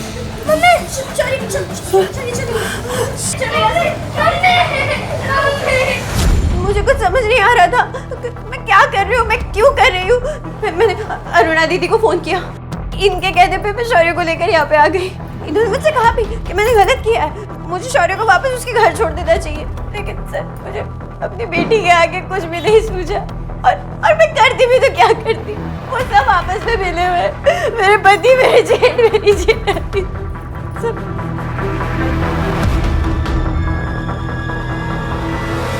हाँ सर, प्राची सच बोल रही है। अनन्या दादा और बहनी के पास ही है।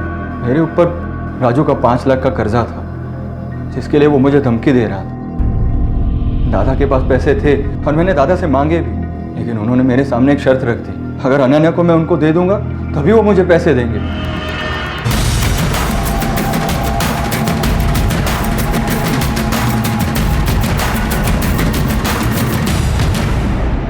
कहाँ जा रहे हैं आप लोग? जी क्या हुआ, हम तो यही किसी काम के लिए। वो गाड़ी की चेकिंग करो। अरे लेकिन सर क्यों, हमने किया क्या है? अभी पता चलेगा क्यों। अरे सर हटो, डिक्की खोलो। क्या हुआ?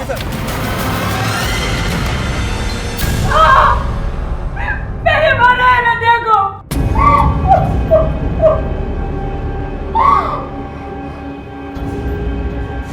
हमारी बच्चे की मौत के बाद मूर्ति बहुत दुखी रहने लगी थी। मैंने सोचा कि अगर स्मृति प्रीति को भी अपने बच्चे के लिए तड़पती हुई रोती हुई देखे तो शायद वो ठीक हो जाएगी, कुछ सुधार हो जाएगा। पहले प्राची ने मेरी बच्ची की जान ले ली, और अब मेरे शौर्य को मुझसे छीन लिया। मैं उसे सबक सिखाना चाहती थी, बताना चाहती थी कि औलाद को खोने का काम क्या होता है। उस दिन मैं अनन्या के कमरे में गई। तुझे किडनैपिंग का नाटक करने की क्या जरूरत थी? अगर तू अपनी बेटी को अपने भाई के पास भेजना चाहता था तो बिना नाटक के भी भेज सकता था ना? हाँ सर, भेज सकता था, लेकिन मुझे एक तीर से दो निशाने लगाने थे। उस राजू और प्राची दोनों से छुटकारा पाना था। इसीलिए मैंने राजू को कहा कि अनन्या को कुछ दिन अपने पास रखे। देखो मैं तुम्हें तुम्हारा सारा पैसा लौटा दूंगा, लेकिन उसके लिए ना मेरा एक छोटा सा काम कर। अब कौन सा काम है भाई? भाई वो मेरी बच्ची है ना अनन्या, उसे कुछ दिन के लिए तुम्हारे पास रखना होगा तुम्हें। और जैसे ही पैसों का अरेंजमेंट हो जाएगा मैं पैसे आपको दे दूंगा और बच्ची मुझे लौटा देना। और उसके बाद मैंने टपोरी को पैसे दिए और पहुंचने में देर कर दी।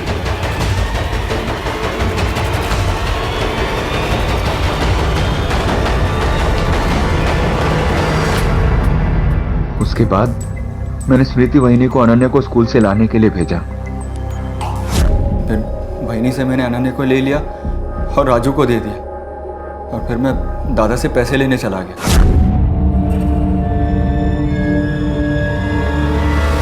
वो पैसे मैंने राजू को दिए और अनन्या को वहां से छुड़ा लिया। सर, मैं जानता था कि अनन्या दादा और वहिनी के पास ज़्यादा सेफ रहेगी और उससे अच्छी ज़िंदगी भी मिलेगी। सेफ? जिन लोगों के पास तूने अपनी बेटी को सेफ रखने के लिए छोड़ा था ना, उन लोगों ने तेरी बेटी की जान ले ली है। अनन्या अब जिंदा नहीं है। गुनाह और गुनहगारों की पहचान हो चुकी थी। सचिन, विजय और स्मृति इस वक्त न्यायिक हिरासत में हैं। प्राची इस परिवार में अकेली बची थी जिसने अपने आंसू पी लिए थे, और शौर्य को उसने अपनी ममता के आंचल से ढक लिया था, इस बात को भूलते हुए कि उसी के माता पिता अनन्या के कातिल हैं। पति पत्नी का रिश्ता एक दूसरे की कमियों को ढकते हुए, दूर करते हुए, एक दूसरे का सहारा बनकर उस रिश्ते को मजबूत बनाना होता है। लेकिन सचिन ने प्राची के साथ बिल्कुल इसके विपरीत व्यवहार किया। 7 जन्मों का बंधन, सुरक्षा और सम्मान देने की कस्में खाकर उसने प्राची को अपनी अर्धांगिनी बनाया, लेकिन उस पर विश्वास करना तो दूर, बल्कि उसके आत्मविश्वास को भी बार बार उसमें कमियां निकालकर तार तार कर दिया। यहां तक कि प्राची अपना सच कहने से भी घबराती थी। ये सही नहीं है कि हर किसी को शक की निगाह से देखा जाए, लेकिन यह भी जरूरी है कि अपने आसपास और अपने साथ के लोगों की नीयत और गतिविधियों पर नजर रखी जाए, वरना अनहोनी कब हमें अपना शिकार बना लेगी ये कहना मुश्किल है।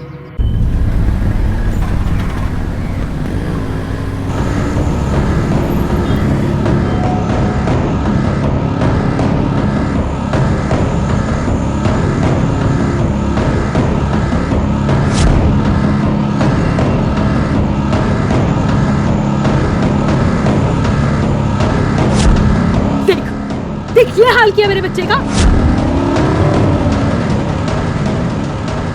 जवाब दे। हाँ? हाथ छोड़ो मेरा, मैंने कहा हाथ छोड़ो। क्यों छोड़े? हमारे बच्चे की ना तू जान ले ले। मुझे देखने दो पहले हुआ क्या। पीछे मेरे बच्चे को मारा है तुम लोगों ने। अरे पेट में मामूली दर्द था उसके, कहा मामूली इन्फेक्शन है, ठीक हो जाएगा। फिर कहा ठीक हो गया, घर ले जाओ। घर लेके गई, 2 घंटे अच्छा रहा, उसके बाद उसने दम तोड़ दिया। तेरे तुमने मारा है मेरे बेटे को, तुमने। इम्पॉसिबल, ऐसा हो ही नहीं सकता, आपको गलतफहमी हुई है। छोड़ो मुझे। अरे चुप जान तो जाओ। सब के सब डॉक्टर चोर है, पूरा डिपार्टमेंट चोर है।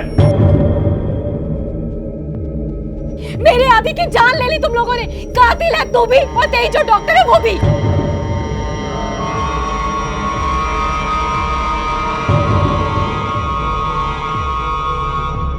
भगवान के बाद अगर इंसान किसी पर अपनी जान के लिए सबसे ज्यादा भरोसा करता है तो वो है उसका डॉक्टर।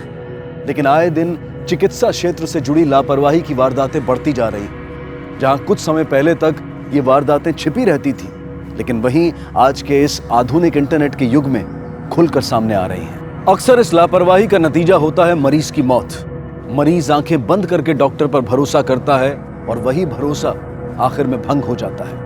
क्या चंद्रिका के बेटे आदि की मौत इसी लापरवाही का परिणाम थी या फिर बात कुछ और थी?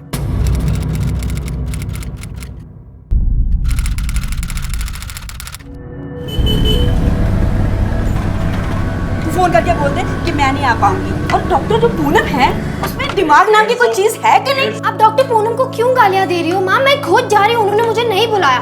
और मेहंदी शाम को है ना, मैं 2 बजे से पहले आ जाऊंगी, ठीक है? उसको पता नहीं है कि तेरी मेहंदी की रस्म है? चाय अरे भैया मुझे दो, दृष्टि, वो दूध वाला पैसे मांग रहा है, दे दो ना। उसे भी अभी आना था पापा।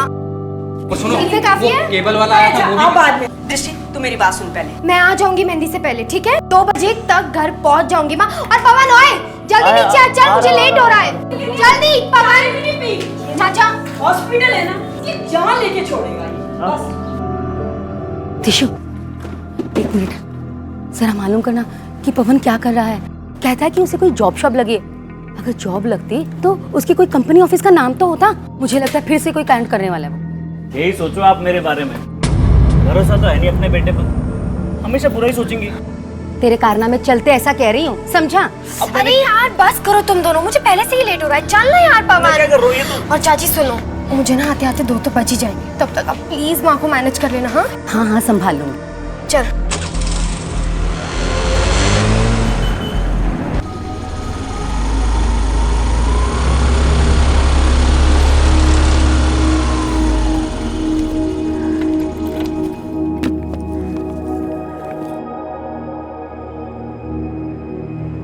अच्छा मैम आ गई क्या? नहीं दृष्टि, तुम आज भी हॉस्पिटल आई हो? तुम्हारी तो आज मेहंदी थी ना? मैम आपसे ही तो सीखा है, पहले काम बाकी सब बाद में। और दोपहर तक चली जाऊंगी मैं घर। गुड।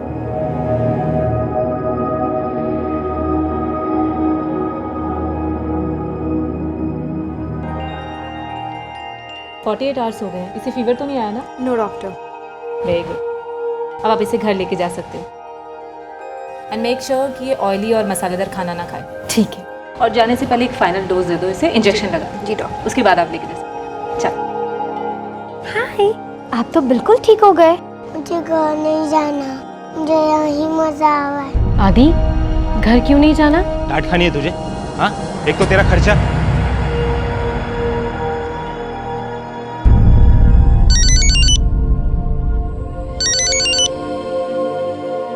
हाँ माँ बोलो। निकली तू कि अभी भी वही है? बस माँ निकल ही रही हूँ। मतलब अभी तक वो वही है? अरे बात सुन मेरी। माँ रिलैक्स रिलैक्स। तुम फोन नहीं रखोगे तो कपड़े कैसे चेंज करूंगी? मेरे बच्चे को मारा है तुम लोगों ने। अरे पेट में मामूली दर्द था उसके। माँ मैं तुझे बाद में फोन करती हूँ। मंजू घर लेके गई, 2 घंटे अच्छा रहा। तेरे दोस्ती मारा है मेरे बेटे को तुमने। कहते हैं कि इस दुनिया में अपनी औलाद को खोने से बड़ा दुख और कोई नहीं होता है। अपने बेटे आदि को खोने के बाद चंद्रिका की पूरी दुनिया तबाह हो गई थी। तो क्या डॉक्टर्स और हॉस्पिटल के अन्य कर्मचारियों पर निकला गुस्सा इसी दुख से जन्मा था, या फिर वाकई चंद्रिका के दावों में कोई सच्चाई थी? क्या आदि की मृत्यु डॉक्टर की लापरवाही की वजह से हुई थी? ये एक घटना कई सवाल खड़े करने वाली थी। कुछ इस मामले से जुड़े हुए और कुछ इस मामले से जुदा और अपने साथ लाने वाली थी। पूनम, ये सब यू ऑलराइट? क्या हुआ? मुझे सिक्योरिटी गार्ड ने बताया। किसने किया ये? Don't ask. I lost a patient. Patient? Little boy आदि। देखिए हम बॉडी को पोस्टमार्टम के लिए भेजेंगे ताकि इन्वेस्टिगेशन हो सके। सिंह, इनको अंदर लेके जाओ, रिपोर्ट लिखवाओ। आप भी जाइए। और आप लोगों ने भीड़ क्या लगाई है? चलिए यहाँ से।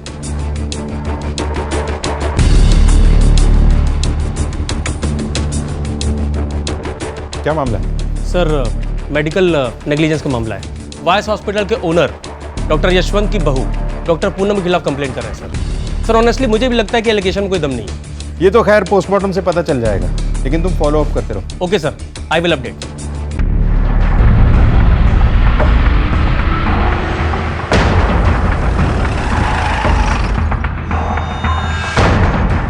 देखो सर, ये नई बात नहीं है। कई बार ऐसे होता है कि पेशेंट के गुजरने के बाद उसके रिलेटिव्स हम डॉक्टर्स को ही ब्लेम करते हैं। मैं उनका दर्द समझ सकता हूँ। छोटे बच्ची की डेथ हुई है, आई कैन टोटली अंडरस्टैंड। लेकिन मैं पूरे एश्योरेंस के साथ कह सकता हूँ सर कि ये हमारी कोई नेग्लिजेंस नहीं है। आपकी वाइफ डॉक्टर पूनम से बात करनी थी। मैंने उसको घर भेज दिया सर। बहुत डिस्टर्ब थी, डरी हुई थी। एक तो पेशेंट के गुजरने का ट्रॉमा, और उन लोगों ने काफ़ी तमाशा किया सर, फिजिकल असॉल्ट भी किया। इतने ट्रॉमा में थी फिर भी अकेला भेज दिया उसे? सर यहाँ पे तो रहना चाहिए ना किसी को। इतने सारे पेशेंट्स हैं, मॉनिटर करना पड़ता है। अगर कोई इमरजेंसी आती है तो प्रॉब्लम होती है। उस बच्चे की केस हिस्ट्री की फाइल चाहिए। क्या डायग्नोज हुआ था, क्या मेडिसिन दी जा रही थी, कौन कौन से टेस्ट हुए थे, और आपके स्टाफ में उसे कौन हैंडल करता, सब कुछ। मैं किसी को बोल देता हूँ फाइल चेक करने के लिए, आप चेक कर लो। सर, मेडिकल एक्सपर्ट से फाइल चेक करवाई, उनके मुताबिक सब कुछ नॉर्मल था। दवाइयाँ भी सिम्टम के हिसाब से ही प्रिस्क्राइब की गई थी, और ऐसा भी नहीं कि स्टाफ चेंज हुआ। कोई दृष्टि नाम की नर्स है जो शुरू से हैंडल कर रही थी। सर, मुझे लगता है कि पोस्टमार्टम रिपोर्ट आने के बाद ही कुछ पता चलेगा। डॉक्टर से कोई बात हुई? डॉक्टर पूनम घर जा चुकी थी।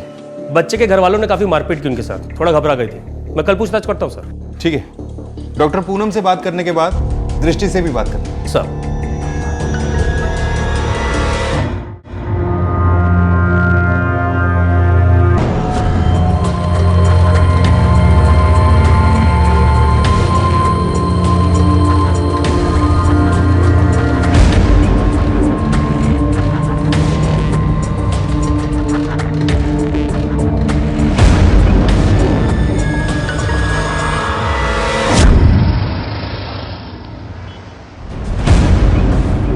मुझे कंप्लेंट लिखवानी है।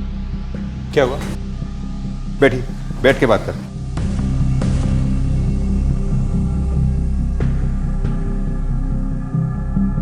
सर, मैं एक नर्स वायस हॉस्पिटल में काम करती हूँ। कल वहीं पर एक बच्चे की मौत हुई। उसके माँ और उसके मामा ने बहुत बड़ा बखेड़ा क्रिएट किया और धमका कर गए। आज मेरी शादी है, हम पार्लर जा रहे थे, ऑटो में थे।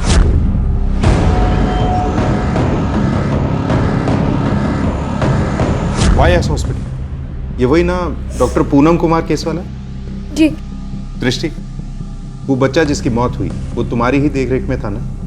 तुम्ही ने दवाई दी थी उसको? जी सर। अच्छा, वो दवाई डॉक्टर ने खुद बताई थी तुमको? जी सर, हम खुद से मेडिसिन नहीं दे सकते पेशेंट को। कहीं वो बच्चा तुम्हारी ही गलती की वजह से तो नहीं मरा, या डॉक्टर से दवाई लेबल करने में या प्रेस्क्राइब करने में गलती हुई? नो सर, उसे मेडिसिन देने के बाद वो ठीक हो गया था, वो घर चला गया था। शायद वहीं जाने के बाद कुछ हुआ होगा, उसके पेरेंट्स ने कुछ किया होगा। वो लोग ऐसा क्यों करेंगे? सर, शायद पैसों के लिए। उसकी माँ और मामा ही फ्रॉड है। जब बच्चे को एडमिट किया था उसके बाद मैंने उनको बात करते हुए सुना था। ये लो, क्या है इसके बिल। इतने पैसे कहाँ से लाऊंगी मैं? अरे ये लड़का तो जान लेके रहेगा मेरी। इसकी पढ़ाई लिखाई, खाना खेलना, सब चीजें, और अब ये बीमारी। कहाँ से लाऊं इतने पैसे? अच्छा होता अगर ये मर जाता। जब वो डॉक्टर पूनम पे इल्जाम लगा रहे थे तभी मैंने उन्हें बता दिया था कि मैं ये सारी बातें पुलिस को बता दूंगी। ये तो डॉक्टर पूनम पर इल्जाम वगैरह लगा रही है ना, सब बंद कर दे। उनकी कोई गलती नहीं है, और अगर ये सब बंद नहीं किया ना तो ध्यान रख, तेरे बारे में जो मैं जानती हूँ ना सबको बता दूंगी। सच तो वैसे भी सामने आ जाएगा। देखते हैं कौन क्या छुपा रहा है। इनकी डिटेल्स ले लो।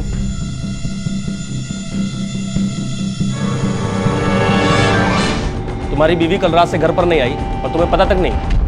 डॉक्टर साहब, शेखर कल पूरी रात हॉस्पिटल में ही था। उसे लगा कि पूनम घर चली गई है, और हमने देखा कि पूनम घर नहीं आई तो वो हॉस्पिटल में ही होगी शेखर के साथ। और जब मैं सुबह घर पहुंचा तो मुझे पता चला कि वो घर आई नहीं है।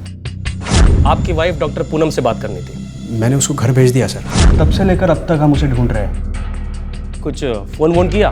उसका फोन स्विच ऑफ आ रहा है। कहीं अपने आप से तो नहीं चली गई? बच्चे के साथ जो हादसा हुआ अस्पताल में, उससे परेशान होकर भाग गई हो?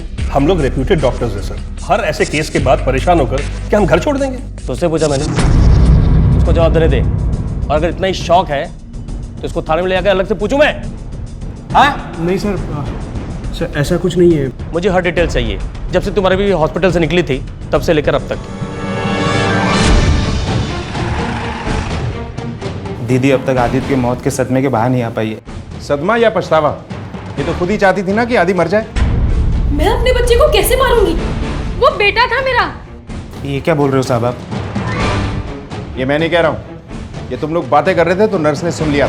सर प्लीज़ आप उस नर्स की बातों में मत आइए, वो बहुत पहुंची हुई चीज़ है साहब। अच्छा, खैर मैं तो यहाँ तुझे ही लेने आया, चल हमारे साथ। साहब आप तो सब चीज़ जानते हो, दीदी की ऐसी हालत में उसे कैसे छोड़ के जाओगे साहब? आपको जो पूछना है आप इधर ही पूछ लीजिए ना साहब, मैं सब कुछ बताता हूँ आपको। जिस दिन आदि की मौत हुई उसी दिन से डॉक्टर पूनम भी लापता है। कहाँ है वो? क्या किया तूने उसके साथ? सर गायब नहीं, भाग गई होगी सर। सब पहले बच्चे की जान ली, फिर पुलिस के डर के मारे वो भाग गई। अच्छा, पहले तूने डॉक्टर पूनम को धमकी दी और वो लापता हो गई, फिर तूने खुद ही दृष्टि पे हमला कर दिया। हमला? ये क्या बोल रहे हो साहब आप? विकी, झूठ मत बोल। साहब मैं झूठ नहीं बोल रहा, वो नर्स झूठ बोल रही है साहब। साहब अपनी सच्चाई छुपाने के लिए वो सब ड्रामा कर रही है साहब। उसकी सच्चाई सबके सामने मैं ला दूं, इसके पहले वो मुझ पे उंगली उठाना चाहती है साहब। अगर तेरी बातों में जरा सा भी झूठ निकला ना तो लॉकअप में उल्टा लटका के मारूंगा तुझे। फिलहाल तो हम जा रहे हैं, लेकिन तू शहर से बाहर जाने की सोचना भी मत।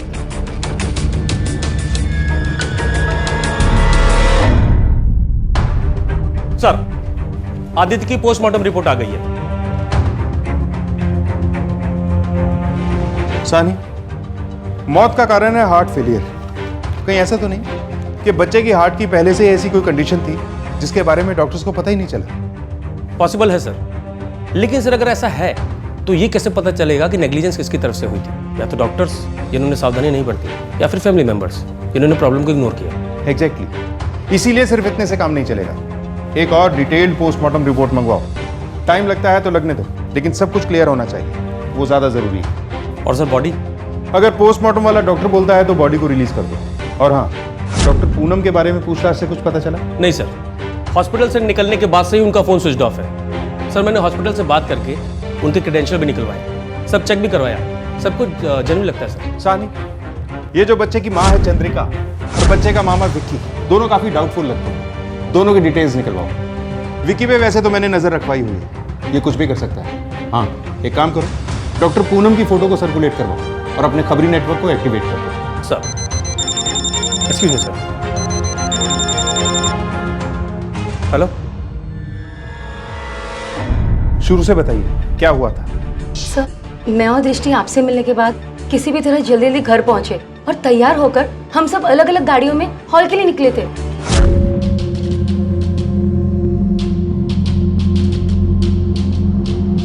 और सर, फिर हम सबकी गाड़ियां एक दूसरे के पीछे जा रही थी। अचानक हमारा ड्राइवर वो गाड़ी लेकर आगे निकल गया। हमने सोचा कि हम हॉल पहुंच जाते हैं और हॉल के अरेंजमेंट्स को चेक कर लेते हैं कि सब सही ढंग से हुआ है कि नहीं। पर सर काफी देर तक हम वेट करते रहे उनका, पर वो लोग पहुंचे नहीं सर। सर 1 घंटे हम वेट करते रहे, सोचा कि शायद गाड़ी खराब हो गई होगी।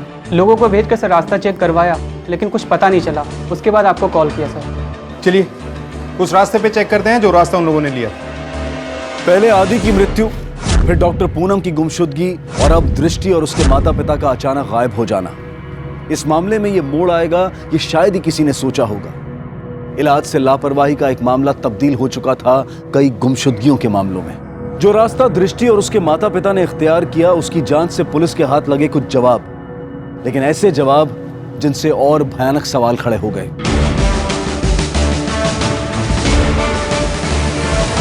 सर, ये रास्ता हॉल की तरफ जाता है। और ये दूसरा रास्ता? सर वो तो सुनसान रास्ता है। हो सकता है उन लोगों ने इसी रास्ते पे गाड़ी ली। एक बार चेक करते हैं। गाड़ी इस तरफ ले चलो।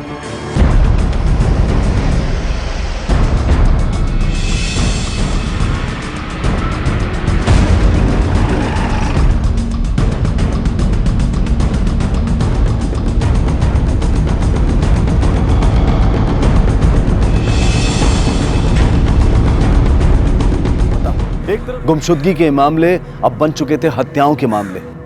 लेकिन क्या इन हत्याओं और हॉस्पिटल में हुई आदि की मौत के बीच में कोई कनेक्शन था, या फिर इसके पीछे कोई और ही कारण था? मामला पेचीदा होता जा रहा था और पुलिस की मुश्किलें बढ़ रही थी। घर से सबसे आखिर में तुम निकले थे, कुछ देखा था रास्ते में? मैंने तो हमेशा वाले रास्ते, गलत रास्ता आया ही नहीं। रास्ते में ना दिखू ना चाचा चाची ना गाड़ी दिखी सर। वो ड्राइवर कार की रेंटल कंपनी से था या बाहर से? सर वो गाड़ी लेकर खुद आया था sir, A to Z car solution. Sir मैंने खुद बुक की थी।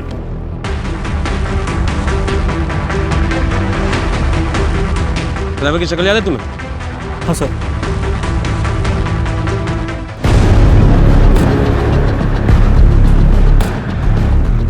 सर, गन शॉट वुंड और खून के छींटों से साफ पता चलता है कि गोली एकदम पास से चली है, पॉइंट ब्लैंक रेंज से।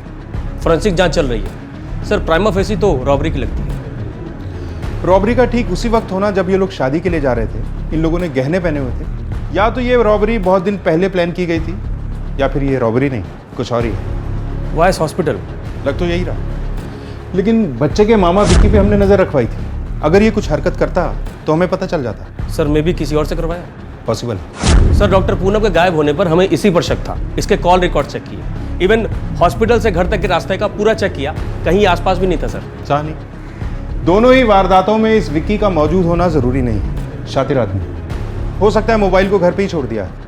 इसके करंट ट्रायंगुलेशन रिकॉर्ड से ये भी पता करो तब ये विक्की कहाँ था, और हाँ कॉल रिकॉर्ड से ये भी पता करो कि ये किस किस के साथ कांटेक्ट में था। सर सिर्फ विक्की ही नहीं, चंद्रिका के कॉल रिकॉर्ड्स भी चेक करो, काफी गुस्सा भरा हुआ है इसमें। हॉस्पिटल में भी पूछताछ करो कि दृष्टि या उसकी फैमिली से किसी को कोई प्रॉब्लम या किसी से कोई दुश्मनी।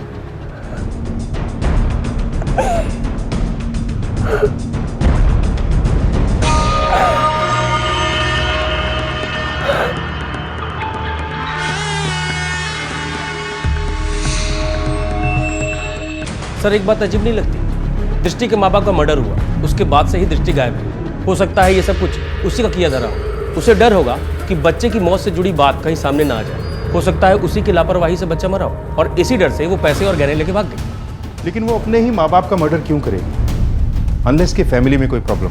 तानी, इनकी फैमिली से पूछताछ करो। ये चारों केस बहुत ही अजीब है। फिर डॉक्टर पूनम का गायब होना, फिर दृष्टि के माँ बाप का मर्डर और दृष्टि का गायब होना। सानी, इन चारों केसेस के आपस में जुड़े हुए होने की गुंजाइश है। क्यों किया तूने ऐसा मेरे साथ? तूने मारा मेरे माँ बाप को, क्यों किया? सर दृष्टि के पड़ोसियों से बात की, पड़ोसियों के मुताबिक फैमिली एकदम नॉर्मल थी। बस दृष्टि की मां नीला थोड़ी झगड़ालू थी सर, पड़ोसियों से अनबन रहती थी हमेशा। अच्छा, वो गाड़ी जिसे दृष्टि और उसके माँ बाप को हॉल तक ले जाने के लिए हायर किया गया था, उसकी रेंटल कंपनी से बात हुई? सर ऐसी कोई कंपनी है ही नहीं, और पवन ने जो नंबर दिया था वो भी फर्जी है सर। सर मुझे लगता है ये पवन हमसे झूठ बोल रहा है। हो सकता है। सर मैंने चंद्रिका और विक्की दोनों के कॉल रिकॉर्ड्स और ट्रायंगुलेशन रिकॉर्ड्स चेक करवाए, दोनों घर पर ही थे वारदात के समय। हाँ, लेकिन शायद ये दोनों गाड़ी चलाने वाले ड्राइवर को जानते होंगे। एक बार फिर से मिलते हैं इन लोगों से। सिंह,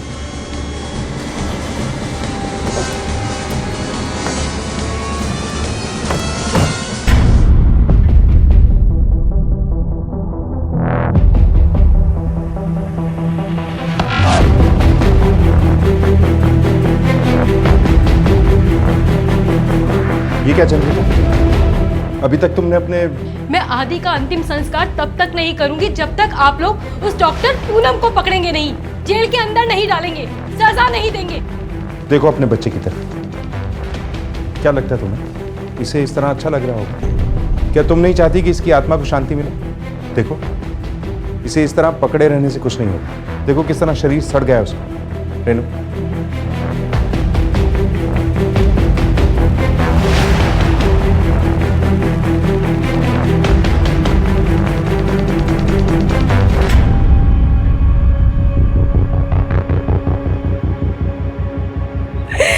मेरी ही गलती।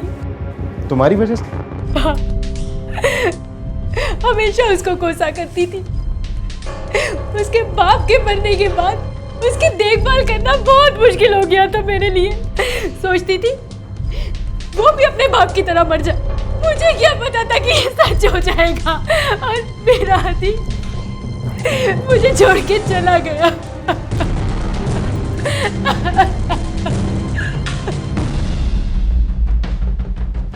सानी, इस बच्चे का अंतिम संस्कार वगैरह जो भी है बहुत अच्छे से होना चाहिए। और हाँ, विकी को उठाओ, उसे इंटेरोगेट करो। देखो कि जो ड्राइवर दृष्टि की गाड़ी चला रहा था उससे कोई कनेक्शन निकलता है क्या? सर, वाईएस हॉस्पिटल की हिस्ट्री चेक की, ये मालूम पड़ा।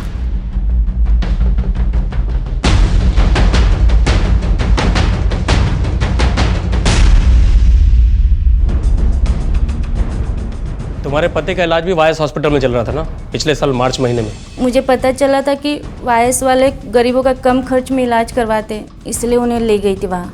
और मुझे क्या पता था कि वो मारे डालेंगे। लेकिन रिपोर्ट में तो ये लिखा था कि तुम्हारे पति के सारे ऑर्गन फेल हो गए थे, लीवर, गुर्दा, दिल। नहीं साहब, ये सब उन्हीं की वजह से हुआ है। हम तो सिर्फ एक लीवर के इलाज के लिए गए थे, ऐसे कैसे सारे अंग खराब हो गए। डॉक्टर कौन था? डॉक्टर पूनम। और नर्स? बताइए क्या हुआ था? मार डाला साहब मेरी बेटी को। मामूली सी बीमारी थी, कहा था कि ठीक हो जाएगी, फिर अचानक। क्या बोल रही है ये क्या बोलेंगे साहब, इन्होंने तो पैसे खाए हैं। बेच दिया अपनी ही औलाद को। लापरवाही के चलते 1 साल में 3 मौतें। ये मानहानि है, मैं बोल रहा हूँ। बिना सबूत के आप लोग इल्जाम लगा रहे हैं। मैं बदनामी का केस ठोक दूंगा आप लोगों के खिलाफ। सबूत भी ढूंढ ही लेंगे हम। नहीं ढूंढ पाओगे। तब ढूंढ पाते अगर वाकई में कुछ किया होता। जब कुछ किया ही नहीं तो ये सब क्या है? यहाँ इतने दिनों से मेरी बीवी लापता है और उसे ढूंढने की बजाय आप हम पर इल्जाम लगा रहे हैं। हमें तो लगता है कि आपको मालूम है कि पूनम कहां पर है। इतनी गलतियों के बाद तुम लोगों को लगा कि शायद इस बार वो पकड़ी जाएगी, इसीलिए उसे कहीं छुपा दिया। क्या प्रॉब्लम क्या है? इलाज करने के लायक तो थी ना वो। सारे सर्टिफिकेट वगैरह तो असली थे ना उसके। तो फिर प्रूव इट। पहले प्रूफ लेकर आओ, उसके बाद इल्जाम लगाना। ठीक है, अभी तो हम जा रहे हैं, लेकिन बहुत जल्द वापस आएंगे। एक बात याद रखना, अगर इस दौरान यह पता चला कि तुम लोगों ने पूनम को कहीं छुपा रखा और इस दौरान कोई और अपराध हुआ तो तुम लोगों को मारते हुए जेल लेकर जाएंगे। सारी जिंदगी जेल में सड़ना। फिर डॉक्टर, पुलिस, शिक्षक, ये वो पेशे हैं जिन पर आम नागरिक आंखें बंद करके भरोसा करते हैं, और जब इनमें से कोई भरोसा तोड़ दे तो उसके परिणाम भयानक होते हैं। बदकिस्मती से लापरवाही के ज्यादातर पीड़ित सामने नहीं आते, और अगर सामने आते भी हैं तो उन्हें साबित करना बहुत मुश्किल होता है, या फिर सच्चाई कुछ और ही थी। 2 लोग जिनके पास इन सवालों के जवाब होने की संभावना हो सकती थी, वो अब दोनों लापता थे, डॉक्टर पूनम और दृष्टि। इस बीच दृष्टि की जान पर मंडरा रहा खतरा बढ़ता जा रहा था। क्या पुलिस समय रहते उस तक पहुंच पाएगी?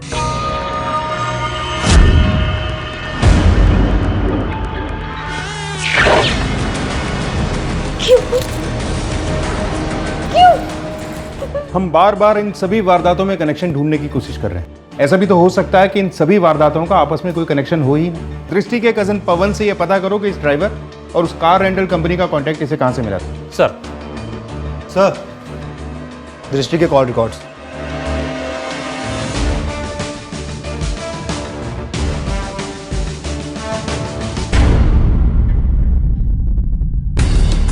हमें कानून सिखाने की कोशिश मत करो, ये कानून हम रोज ही लागू करते हैं। जितना पूछ रहा हूं उसका जवाब दो। दृष्टि को कॉल क्यों किया था? वो भी उस बच्चे की मौत और डॉक्टर पूनम के गायब होने के कुछ देर बाद।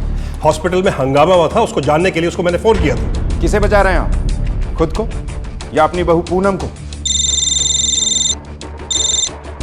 आसानी बोल। क्या नंबर कहाँ से मिला? सर वो डायल 24/7, वो आप सर्विस है ना? मैसेज तो होगा, वो ऑटोमेटेड मैसेज आता है ना कॉल के बाद। हाँ सर, मैसेज आया था पर मैंने डिलीट कर दिया। अच्छा, चलिए बता, जॉब कैसी चल रही थी? तो तेरे पास तो जॉब ही नहीं, झूठ बोला था ना तूने सबसे, तो ये कैसे मान ले कि अब सच बोल रहा है तू? चल अब ये बता कि दृष्टि को क्यों मारा? उसे तेरे सच का पता चल गया था इसीलिए मारा उसे? ऐसा कुछ नहीं हुआ सर। पवन सच बोल। सर मैं सच बोल रहा हूँ। सर आपको तो उल्टा दृष्टि पर शक करना चाहिए। उसी ने अपने माँ बाप को मारा होगा, फिर भाग गई वहां से। वो क्यों मारेगी अपने माँ बाप को? सर वो शादी नहीं करना चाहती थी, डॉक्टर बनना चाहती थी। शादी करने के बाद उसका काम, उसकी पढ़ाई सब छूट जाता। जब रिश्ता आया तो उसे लगा कि शादी के बाद लड़के के घर वाले उसे काम और पढ़ाई दोनों करने देंगे, लेकिन शगुन के दिन। देख बेटा, एक्चुअली मुझे तुझसे अकेले में कुछ बात करनी थी। वीरेन को तो तेरी आगे की पढ़ाई से कोई प्रॉब्लम नहीं है, उसने तो बोलने के लिए बोल दिया, पर तू सोच ना, हम इतनी फीस कहाँ से लाएंगे? डॉक्टर बनने के लिए तो बहुत पैसे लगते ना बेटा, और फिर अगर तू डॉक्टर बनने जाएगी ना तो डॉक्टर की पढ़ाई करने के लिए तुझे अभी वाली जॉब भी छोड़नी पड़ेगी, तो तेरी जो अभी सैलरी मिल रही है वो भी बंद हो जाएगी। तो ये सोच, वीरेन इतने बड़े घर का खर्चा कैसे उठा पाएगा? इसलिए कहती हूँ तू अभी ये डॉक्टर बनने का सपना ना छोड़ दे। मैं ये शादी नहीं करूँगी। ये बात पहले क्यों नहीं बताई तूने हमसे? सर मुझे पता नहीं था कि वो इस हद तक चले जाएगी, लेकिन मैं जानता हूँ ना उसे, गलत बात बर्दाश्त नहीं होती उससे। उस दिन जो हुआ, अपनी माँ के गुस्से के कारण उसके पास कोई चारा नहीं था, इसलिए वो मान गई। लेकिन ये बात उसे कितनी खली होगी ये मैं ही जानता हूँ सर। सीधे सीधे कुछ कर नहीं पाई, इसलिए उसने गुस्से में शायद। जो लड़की अपनी माँ की जान बचाने के लिए रिश्ते को हाँ बोल देती है, उसी ने गुस्से में आके अपने माँ बाप की जान ले ली। ये बात कुछ अजीब नहीं लगती तुझे? सर वो सब मुझे नहीं मालूम, मुझे जो पता था, मैंने जो जो देखा मैंने आपको सब बता दिया। अब मैं और क्या कहूँ? सानी, उस गन के बारे में पता चला जिससे गोली चलाई गई थी? देसी कट्टा था सर, बैलिस्टिक रिपोर्ट से कंफर्म हुआ। पता चला कि ये कट्टा कहाँ से खरीदा गया था? नहीं सर, इंक्वायरी कर रहे हैं। और वो ड्राइवर, उसके बारे में कुछ? नहीं सर। सानी, ये ड्राइवर इस केस में मिसिंग लिंक है। ड्राइवर जिसका हमने स्केच बनवाया था उसे सर्कुलेट करवाओ, साथ में दृष्टि की फोटो भी, शहर में भी और शहर के बाहर। सर तो मान के चलें कि ये हॉस्पिटल का एंगल का इस मर्डर से कोई कनेक्शन नहीं है। नहीं सानी, हम किसी भी एंगल को रूल आउट नहीं कर सकते। ये ड्राइवर इस क्राइम का हिस्सा भी हो सकता है और खुद शिकार भी। ये भी पॉसिबिलिटी है कि यशवंत ने ये सब कुछ किया। उसने दृष्टि को 2 बार कॉल किया था जिसका उसके पास कोई जवाब नहीं। या फिर ऐसा भी हो सकता है कि दृष्टि को ऐसा कुछ पता चल गया जिसकी वजह से यशवंत और शेखर ने उसे मरवा दिया। और सर डॉक्टर पूनम पर भी कोई अपडेट नहीं है। डॉक्टर पूनम और दृष्टि का उन सारे केसेस में इन्वॉल्व होना और एक ही समय में एक ही तरह से गायब होना, सर मुझे ये कोइंसिडेंस नहीं लगता। एग्जैक्टली। और चंद्रिका और विक्की, इनके पास भी उतना ही बड़ा मोटिव है दृष्टि और उसके परिवार को नुकसान पहुंचाने का। सभी एंगल्स को टटोलो, हम किसी को भी क्लीन चिट नहीं दे सकते। सर हम सब के अपने अपने सपने होते हैं, महत्वाकांक्षाएं होती हैं। हम सब इन सपनों का महत्व समझते हैं, तो फिर क्यों इंसान कई बार अपने सपनों को इतना महत्व देकर दूसरों के सपनों को नजरअंदाज कर देता है। बहरहाल डॉक्टर पूनम की गुमशुदगी को लेकर अब भी पुलिस को कोई कामयाबी नहीं मिली थी, लेकिन फिर सर जिस आदमी ने बंदूक बेची थी उसका पता चल गया है। ब्लैक मार्केट में चोरी की बंदूकें और देसी कट्टा बेचता है। सर इंटरेस्टिंग बात यह है कि इसने उस ड्राइवर के स्केच को पहचान लिया है। इसी ड्राइवर ने इससे देसी कट्टा खरीदा था। पूरे एरिया की अच्छी तरह से तलाशी लो, इस ड्राइवर का मिलना बहुत जरूरी है। हो सकता है इन तीनों मामलों में यही शामिल है। अपने पूरे खबरी नेटवर्क को एक्टिवेट कर दो और विजिलेंस को और बढ़ा दो।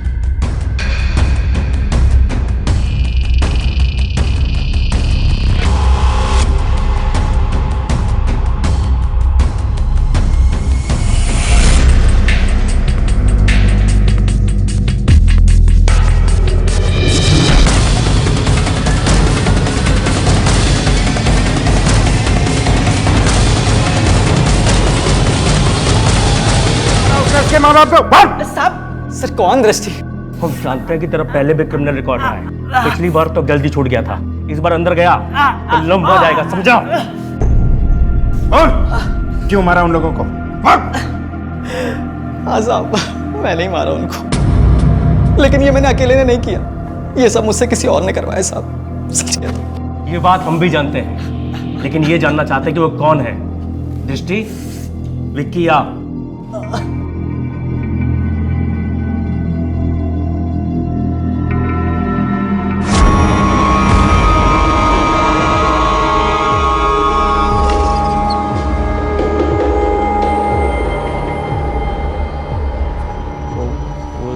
मेरा प्लान नहीं था सर, वो सब दृष्टि का प्लान था। वो दृष्टि को सर अपने माँ बाप पे बहुत गुस्सा आया हुआ था। वो उसकी ज़बरदस्ती शादी करवाए थे ना सर, इसलिए उसको तो जॉब करनी थी। वो घर छोड़ के भागना चाहती थी अपने सपने पूरे करने की। आई नो कि ये गलत है, पर इसके अलावा कोई और ऑप्शन नहीं है पवन। देख पवन, मुझे तेरी सिर्फ थोड़ी सी हेल्प चाहिए। डॉक्टर बनना चाहती हूँ मैं, और ये जो गहने हैं ये सब मेरे लिए तो है ना, मैंने ही तो बनवाए थे, मेरे ही काम आएंगे। मैं प्रैक्टिस कर सकती हूँ, लोगों की जानें बचा सकती हूँ। वो सब तो ठीक है, मगर रॉबरी में कोई गड़बड़ी हो गई तो? मैं सब कुछ संभालूंगी, तुझ पे कोई इल्जाम नहीं आएगा पवन। पवन देख, वो गहने बेचने से जो भी पैसे आएंगे ना, थोड़े बहुत पैसे मैं तुझे भी दे दूंगी। तू अपना छोटा मोटा बिजनेस स्टार्ट कर लेना, मेरा ड्रीम पूरा हो जाएगा पवन, मैं डॉक्टर बन जाऊंगी। प्लीज यार पवन, एक छोटी सी रॉबरी तो स्टेज करनी है, इतना भी नहीं हो सकता क्या तुझसे? या तू वाकई में इतना गया गुजरा है कि इतना भी नहीं कर पाएगा? उसने फिर से वही किया। मैं तो जैसे मैं जानता था कि भले ही मुझे कभी कहकर ना बुलाए, पर अंदर से वो भी मुझे नालायक मानती है। पहले सर हमारा प्लान रॉबरी का था। जॉब ढूंढते वक्त मैं जोगी से मिला। कौन? वो ड्राइवर? वो और मैं साथ में ही जॉब ढूंढते थे। उसका छोटा मोटा क्रिमिनल रिकॉर्ड था, तो मुझे लगा ये सही आदमी है, तो मैंने उसे कांटेक्ट किया और हमने रॉबरी प्लान किया।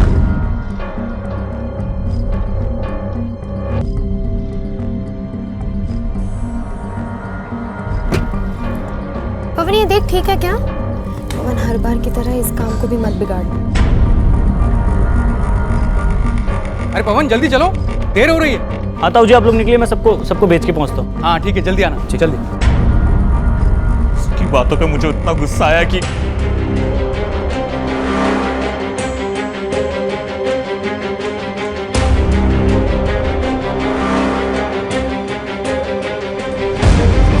ओ भाई, ये गाड़ी कहाँ ले जा रहे हो? ये कौन सा रास्ता है ये? अरे बोलते क्यों नहीं? कहाँ ले जा रहे हो आप? अरे क्या बात है?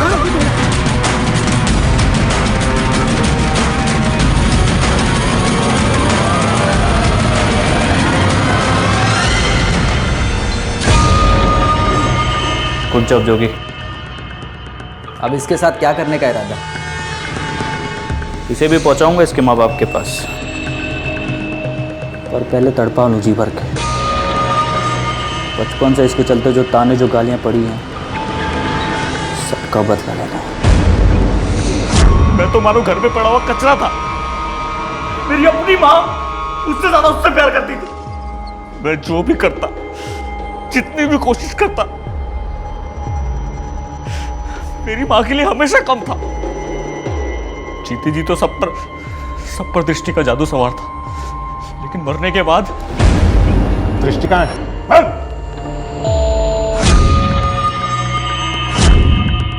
कितनी आसानी से हम बच्चों के सामने ही उनकी तुलना करते हैं दूसरे बच्चों से, बिना ये सोचे कि हर बच्चा अलग होता है, हर बच्चे की अपनी क्षमता होती है। किसी भी बच्चे को बार बार धिक्कारने से, उसे दूसरों के सामने कम आंकने से उसका मनोबल टूटता है, उसमें नफरत पैदा होती है और कई बार यही नफरत अपराध को, जुर्म को जन्म देती है। इस केस को सुलझाने के बावजूद बदकिस्मती से पुलिस दृष्टि को नहीं बचा पाई। हमेशा इंसाफ के लिए आवाज उठाने वाली और सही रास्ते पर चलने वाली दृष्टि ने जिस दिन मुश्किलों और अपने साथ हो रहे अन्याय से भागने की कोशिश की, वही दिन उसका आखिरी दिन साबित हुआ। अब पुलिस ने अपना ध्यान मोड़ा गुमशुदा डॉक्टर पूनम की तलाश करने में। उनका यह अनुमान था कि यह मामला हॉस्पिटल में लापरवाही की वजह से हुई आदि की मौत से जुड़ा था। सर, आपका अंदाजा बिल्कुल सही निकला। दृष्टि के माँ बाप के मर्डर के पीछे तो कोई और ही वजह निकली। हॉस्पिटल का इससे कोई कनेक्शन नहीं है। एक केस तो सुलझा, काश हम दृष्टि को ही बचा पाते सर। और हॉस्पिटल पर जो लापरवाही के इल्जाम लग रहे हैं उसके खिलाफ हमारे पास कोई सबूत नहीं और ना ही डॉक्टर पूनम पे कोई अपडेट। लेकिन एक बात है कि सच धीरे धीरे सामने आ रहा है। दृष्टि ने पवन को बताया कि डॉक्टर यशवंत उसे धमका रहा है कि वो अपना मुंह बंद रखे, लेकिन प्रॉब्लम यह है कि दृष्टि खुद ही जिंदा नहीं है। मुझे ऐसा लगता है कि हमने इस केस की जांच में कुछ ना कुछ मिस जरूर कर दिया। हमें एक बार फिर से जांच करनी चाहिए। सर, बच्चे की डिटेल्ड पोस्टमार्टम रिपोर्ट आ चुकी है, आपके डेस्क पर रखिए। चलो। सर, रिपोर्ट के मुताबिक अदी का डायग्नोज ही गलत हुआ था। उसका इलाज स्टमक इन्फेक्शन का चल रहा था, जबकि प्रॉब्लम कैंसरस ग्रोथ की थी। अदी के दिल के पीछे एक ट्यूमर जैसी चीज बढ़ रही थी जो कैंसरस थी, और वो इतनी बढ़ गई कि उसका दिल उसका दबाव नहीं झेल पाया और नतीजा हार्ट फेलियर। मतलब हॉस्पिटल का अंदाजा शुरू से ही गलत था। डॉक्टर पूनम आदि की बीमारी को डायग्नोज कर ही नहीं पाए। डॉक्टर पूनम नहीं सर। तो कौन? मुझे मेरे वकील से बात करनी है। बात कराओ मेरे उससे। लॉयर की जरूरत तो पड़ेगी तुम दोनों बाप बेटे को। आखिर जाली डिग्री के सहारे प्रैक्टिस कर रहे थे, और सर हम लोग शक उस डॉक्टर पूनम पर कर रहे थे। ये सब आप क्या कह रहे हैं? सही तो कह रहे हैं हम। अब तो सारे सबूत हैं हमारे पास। तुम्हारे सारे सर्टिफिकेट्स, मेडिकल बोर्ड के डॉक्यूमेंट्स, सबकी जांच की है हमने। सब के सब जाली। लंबे समय के लिए अंदर जाओगे तुम लोग, लेकिन उसके पहले ये बताओ कि पूनम कहाँ है? बोलो। क्यों? सब कुछ पता चल गया था उसे, इसलिए मार दिया उसे? नहीं सर, नहीं, पूनम ठीक है। शेखर, सर मैं बताता हूँ। सर, उस दिन पूनम ने मुझे धमकाया था। ये सब तुम्हारी गलती है। ये क्या डायग्नोस किया तुमने? तुम जानते थे उस बच्चे के चेस्ट में कैंसरस ग्रोथ थी। तुम्हारी वजह से वो बच्चा मरा है। वो नहीं, बहुत सारे पेशेंट तुम्हारी वजह से ही मरे हैं। Poonam please relax, relax. बस अब बहुत हो गया। अब तुम्हारे और तुम्हारे पापा की ये बातें मैं और नहीं छिपाऊंगी कि तुम दोनों जाली डिग्री लेके घूमते हो। तुम्हारी वजह से एक नहीं, बहुत सारी जानें गई हैं इस हॉस्पिटल में। मैं एक डॉक्टर हूँ, मैंने एक पेशेंट की जान बचाने की कसम खाई है। तुम्हारे लिए हिपोक्रेटिक ओथ कोई मायने नहीं रखता, लेकिन मेरे लिए रखता है, और ये बात मैं और नहीं छिपाऊंगी। पुलिस को जाके बताओ। पूनम मेरी बात मानो, सुनो। तुम घर जाओ प्लीज, जस्ट गो होम। देखो हम आज नहीं कल बात करेंगे, ठीक है? और अगर तुम चाहती हो तो मैं और मेरे पापा कल से प्रैक्टिस बंद कर देंगे। फाइन। उसके बाद मैं पैनिक हो गया और पापा को कॉल किया और सब बता दिया पापा को। उन्होंने कहा कि वो सब संभाल लेंगे। अरे बेटा, तुम ठीक तो हो ना? तुम सही हो। मुझे शेखर ने सब कुछ बता दिया है। ऐसी गलती बार बार होनी नहीं चाहिए। मैं और शेखर हम दोनों अपनी प्रैक्टिस बंद कर देंगे। I know this is not the right time, लेकिन बेटा एक हाउस कॉल आया है, पुराना पेशेंट है और मैं चाहता हूँ कि तुम मेरे साथ चलो। मैं और कोई रिस्क लेना नहीं चाहता। प्लीज। ओके पापा। Okay, let's go. उसके बाद पूनम को मैं एक मेरे फार्म हाउस पर ले गया और उसे वहां लॉक कर दिया। सोचा कि वो समझ जाएगी, अपना जिद छोड़ देगी, लेकिन कोई फायदा नहीं हुआ। अब पूनम कहाँ है पूनम? दो मामले जो जुड़े हुए से लगने के बावजूद असलियत में बिल्कुल अलग और जुदा साबित हुए। एक तरफ अपनी महत्वाकांक्षाओं की वजह से दृष्टि को अपने प्राणों से हाथ धोना पड़ा और दूसरी तरफ यशवंत ने अपने अति महत्वाकांक्षी स्वभाव के कारण जाली डिग्री के बलबूते पर डॉक्टरी का पेशा अपनाया। इतना ही नहीं, अपने बेटे शेखर को भी इस तरह की जाली डिग्री दिलवाकर अपने ही नक्शे कदम पर चलवाया और नतीजा, इनकी लापरवाही की वजह से कई मरीजों की जान गई। पुलिस आखिरकार डॉक्टर पूनम को बचाने में सफल रही और साथ ही पुलिस चंद्रिका को भी इंसाफ दिला पाई। हर इंसान को जीवन के किसी न किसी मोड़ पर एक डॉक्टर की जरूरत पड़ती है। यह बेहद जरूरी है कि गंभीर मामलों में एक सेकंड ओपिनियन, किसी दूसरे डॉक्टर की भी राय ली जाए, और सिर्फ मेडिकल रीजंस की वजह से नहीं, बल्कि इसलिए भी कि आखिर डॉक्टर भी एक इंसान है और इंसान से गलतियां हो सकती हैं। लेकिन जीवन और मृत्यु के मामलों में एक छोटी सी गलती भी महंगी साबित हो सकती है। इन बातों से अवगत रहें, सतर्क रहें। इसी विचार के साथ अब मैं अनूप सोनी आपसे विदा लेता हूं। फिर मुलाकात होगी अगले एपिसोड में एक और चौंका देने वाले केस के साथ। तब तक अपना और अपने परिवार का ख्याल रखें और देखते रहें क्राइम पेट्रोल डायल 100। सबक एक को, सीख हम सबको।